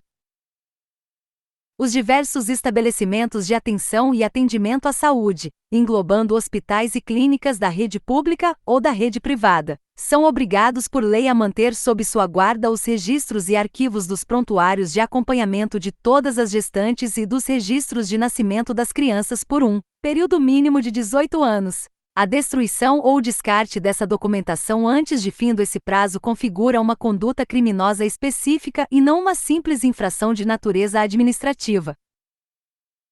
A legislação proíbe de forma taxativa e tipifica como crime a ação de vender, fornecer, servir, ministrar ou entregar qualquer bebida alcoólica ou produtos causadores de Dependência química para menores de 18 anos de idade, mesmo que o ato ocorra de forma integralmente gratuita e sem lucro. A pena de detenção prevista para esse crime sofrerá uma majoração drástica de 1/3 até a metade se a criança ou o adolescente chegar a consumir de fato a substância que lhe foi fornecida. Bloco sobre direito ambiental.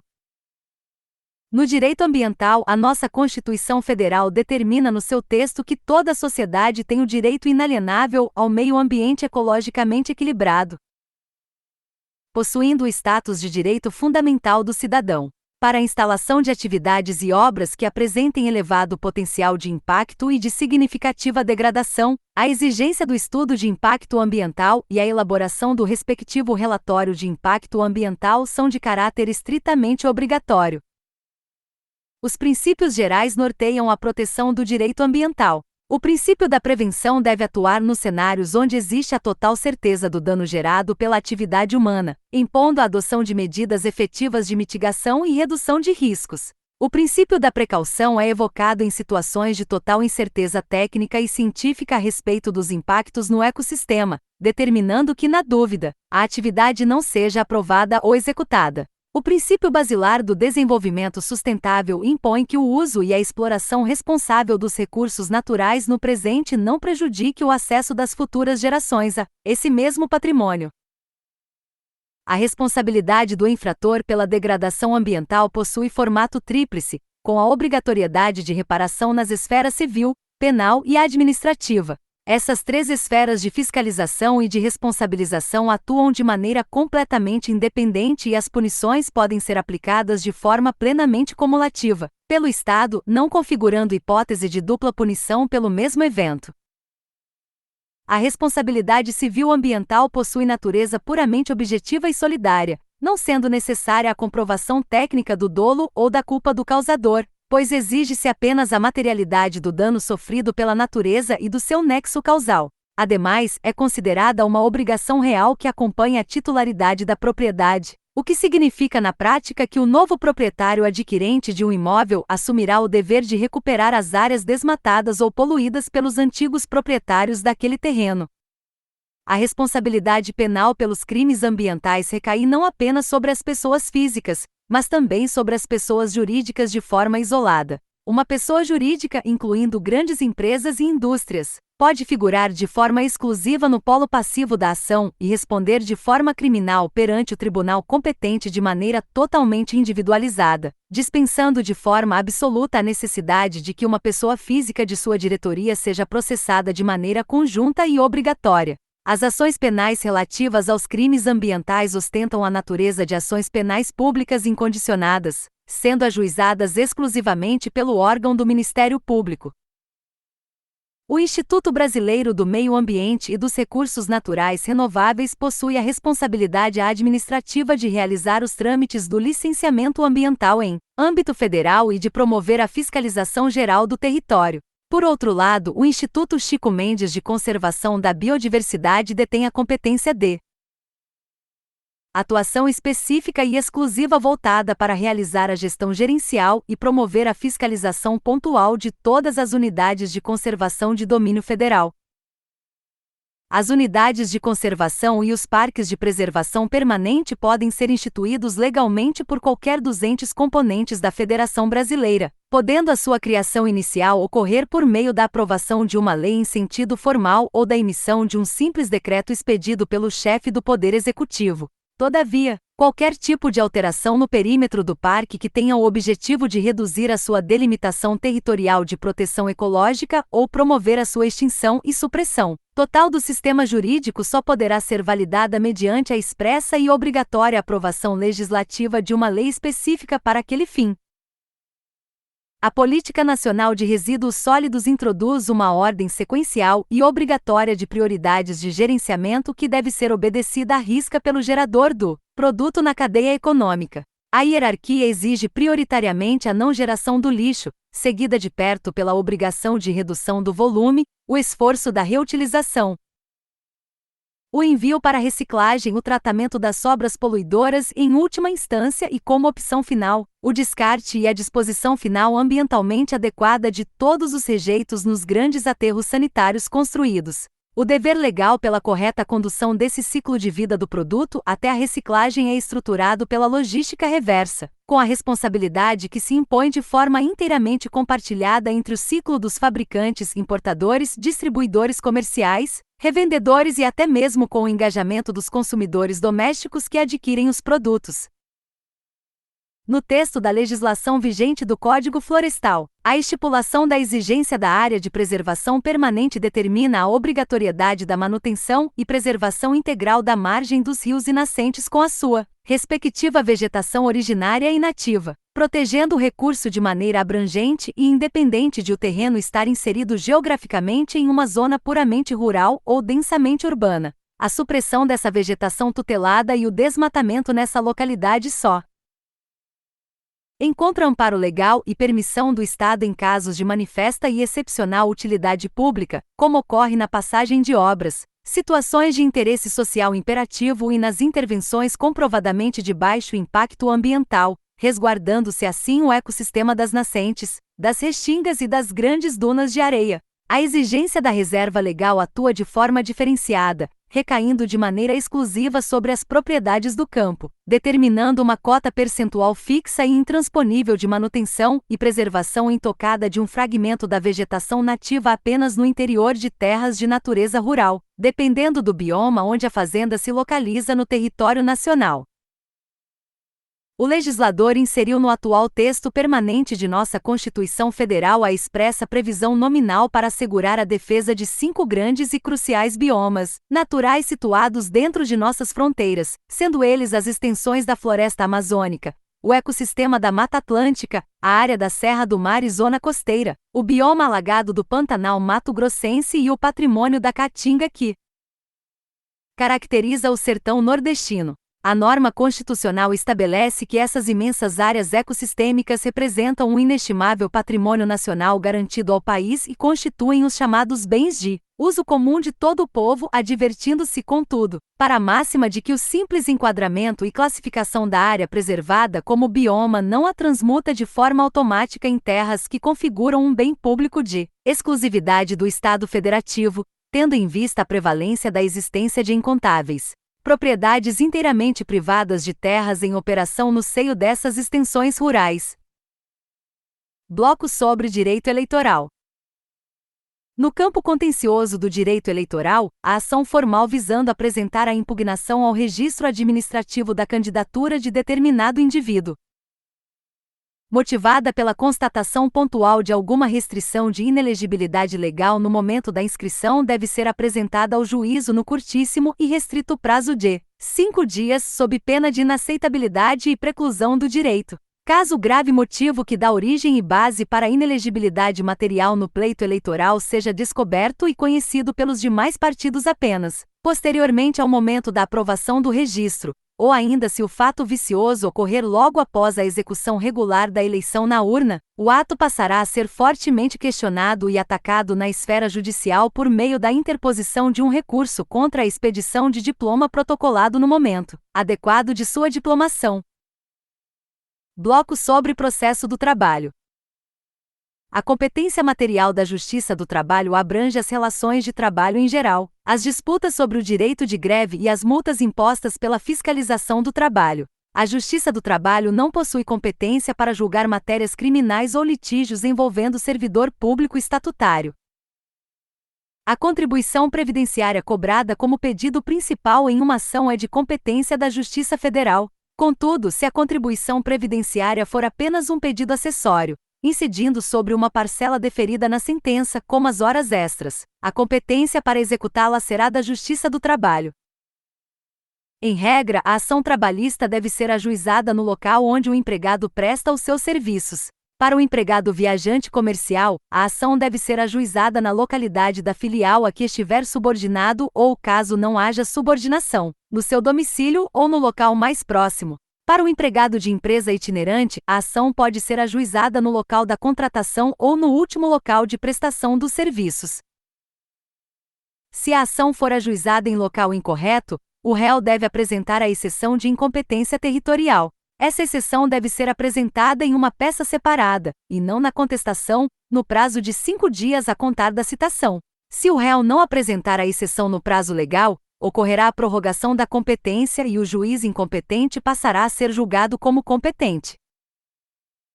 No processo do trabalho, a citação inicial é feita por via postal e presume-se recebida em 48 horas após a postagem pelos correios. O ônus de provar o atraso ou o não recebimento dessa notificação é exclusivo do destinatário.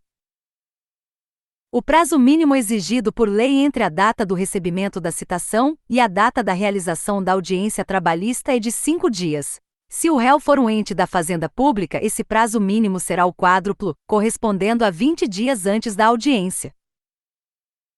Na audiência trabalhista, o juiz tem a obrigação de realizar a primeira tentativa de conciliação logo no início. Se as partes firmarem um acordo, a homologação desse acordo é uma faculdade do juiz, que pode se recusar a homologar caso entenda que o ajuste prejudica alguma das partes. Após as razões finais, o juiz deve obrigatoriamente realizar uma segunda tentativa de conciliação. Se o reclamante não comparecer à primeira audiência trabalhista, o processo será automaticamente arquivado. Se o reclamado não comparecer, será aplicada a penalidade de revelia e confissão ficta quanto à matéria de fato. No entanto, se o reclamado estiver ausente, mas o seu advogado estiver presente na audiência portando a procuração, a defesa escrita e os documentos, o juiz deverá receber e considerar essa contestação, afastando a revelia total. A quantidade de testemunhas varia de acordo com o rito processual. No procedimento sumaríssimo, cujo valor da causa vai de 2 até 40 salários mínimos, cada parte pode ouvir até 2 testemunhas. No procedimento ordinário, para causas acima de 40 salários mínimos, o limite é de até 3 testemunhas para cada parte. Na ação de inquérito judicial para apuração de falta grave, cada parte pode levar até 6 testemunhas. O pagamento dos honorários periciais é de responsabilidade da parte sucumbente na pretensão objeto da perícia. Se o trabalhador for beneficiário da justiça gratuita e perder o objeto da perícia, o pagamento dos honorários será feito pela União. O juiz do trabalho jamais pode exigir a antecipação ou o adiantamento de valores para o pagamento da perícia, sob pena de cabimento de mandado de segurança. A tutela provisória deferida ou indeferida na própria sentença deve ser atacada por meio de recurso ordinário. Por outro lado, se o juiz deferir ou indeferir a tutela provisória por meio de uma decisão interlocutória antes da sentença, a medida processual cabível será um mandado de segurança a ser impetrado diretamente no Tribunal Regional do Trabalho. Da sentença proferida pelo juiz da Vara do Trabalho, cabe sempre o recurso ordinário para o Tribunal Regional do Trabalho, se a ação possuir competência originária e já iniciar diretamente no Tribunal Regional do Trabalho, como ocorre em mandados de segurança, ações rescisórias ou dissídios coletivos. A decisão proferida será um acórdão, contra o qual caberá recurso ordinário direcionado ao Tribunal Superior do Trabalho. Contra as decisões proferidas na fase de execução trabalhista, o recurso cabível é o agravo de petição. Se uma decisão apenas denegar seguimento a qualquer recurso trabalhista trancando seu andamento, o recurso adequado para destrancar a medida será o agravo de instrumento. O incidente de desconsideração da personalidade jurídica permite atingir o patrimônio dos sócios caso a empresa não pague a dívida trabalhista. Se o juiz decidir sobre esse incidente durante a fase de conhecimento, a decisão terá natureza interlocutória e não caberá recurso de imediato. Contudo, se a decisão sobre o incidente ocorrer na fase de execução, caberá recurso de agravo de petição independentemente da garantia do juízo. Na fase de execução, se a sentença for ilíquida, o juiz intimará as partes para apresentarem os cálculos de liquidação. Após a apresentação, o juiz deve abrir um prazo comum de 8 dias para que as partes se manifestem sobre a conta do adversário, sob pena de preclusão.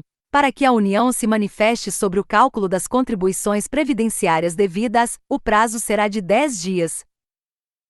O executado é intimado para pagar a dívida trabalhista no prazo de 48 horas. Caso não faça o pagamento em dinheiro, ele pode garantir o juízo nomeando bens à penhora ou apresentando seguro-garantia judicial. Para que o seguro-garantia judicial seja aceito e tenha eficácia, a apólice deve cobrir o valor total do débito acrescido de um percentual de 30%.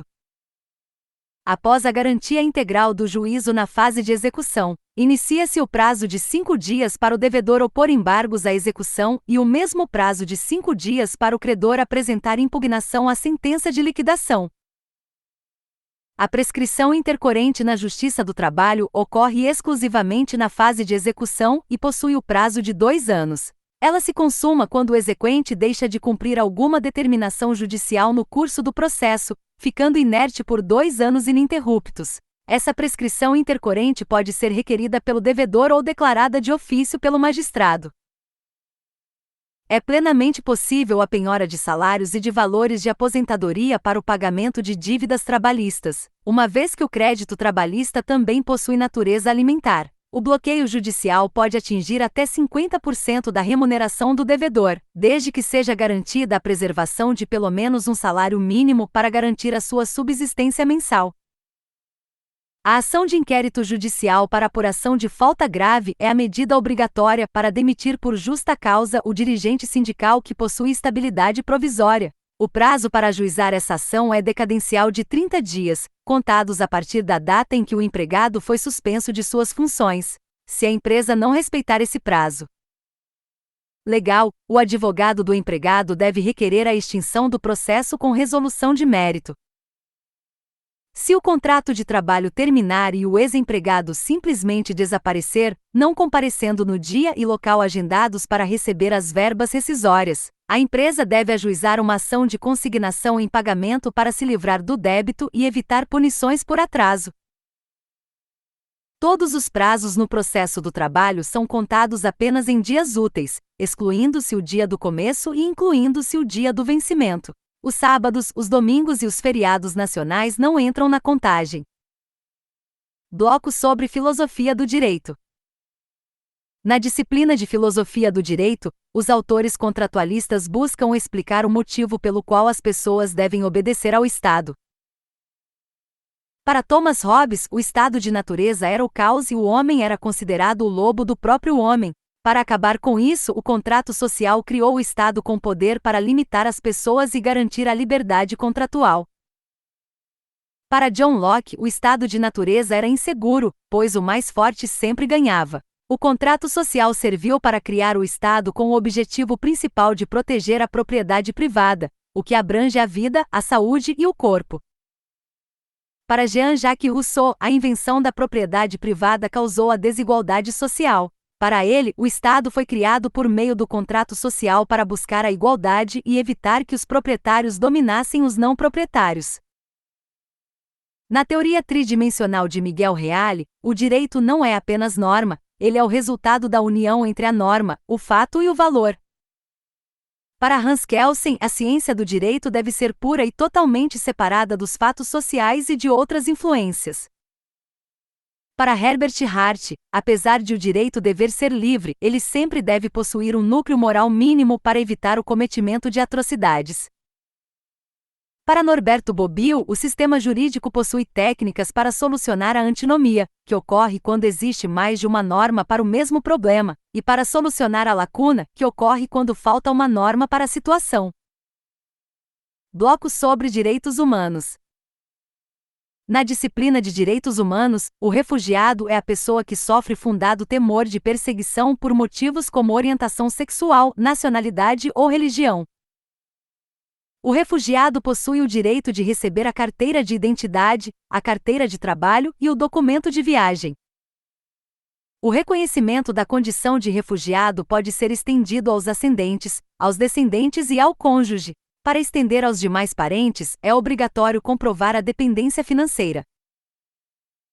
No Sistema Interamericano de Direitos Humanos, antes de apresentar uma denúncia, é obrigatório esgotar todos os recursos na jurisdição interna do país. A petição individual do cidadão deve ser apresentada sempre perante a Comissão Interamericana de Direitos Humanos. É expressamente proibido enviar a petição diretamente para a Corte Interamericana, pois a Corte só pode ser acionada pela própria Comissão ou por um Estado. Bloco sobre Direito Internacional Privado. Na disciplina de Direito Internacional Privado, ao ler o caso concreto, se a pergunta: questionar qual é a lei aplicável para resolver o problema daquela pessoa, o critério Principal de escolha da lei é o local do domicílio da pessoa, e não a sua nacionalidade. Bloco sobre direito financeiro. Na disciplina de direito financeiro, os créditos adicionais dividem-se em suplementares, especiais e extraordinários. Os créditos extraordinários são abertos para atender exclusivamente a despesas imprevisíveis e urgentes, como nas situações de guerra externa e de calamidade pública. A abertura de um crédito extraordinário pode ser feita de forma direta por meio da edição de uma medida provisória pelo Presidente da República. Bloco sobre direito previdenciário. Na disciplina de direito previdenciário, a concessão dos benefícios é guiada pelo princípio de que o tempo rege o ato. Isso significa que a lei aplicável será sempre aquela lei que estava em vigor no dia exato em que ocorreu o fato gerador do direito.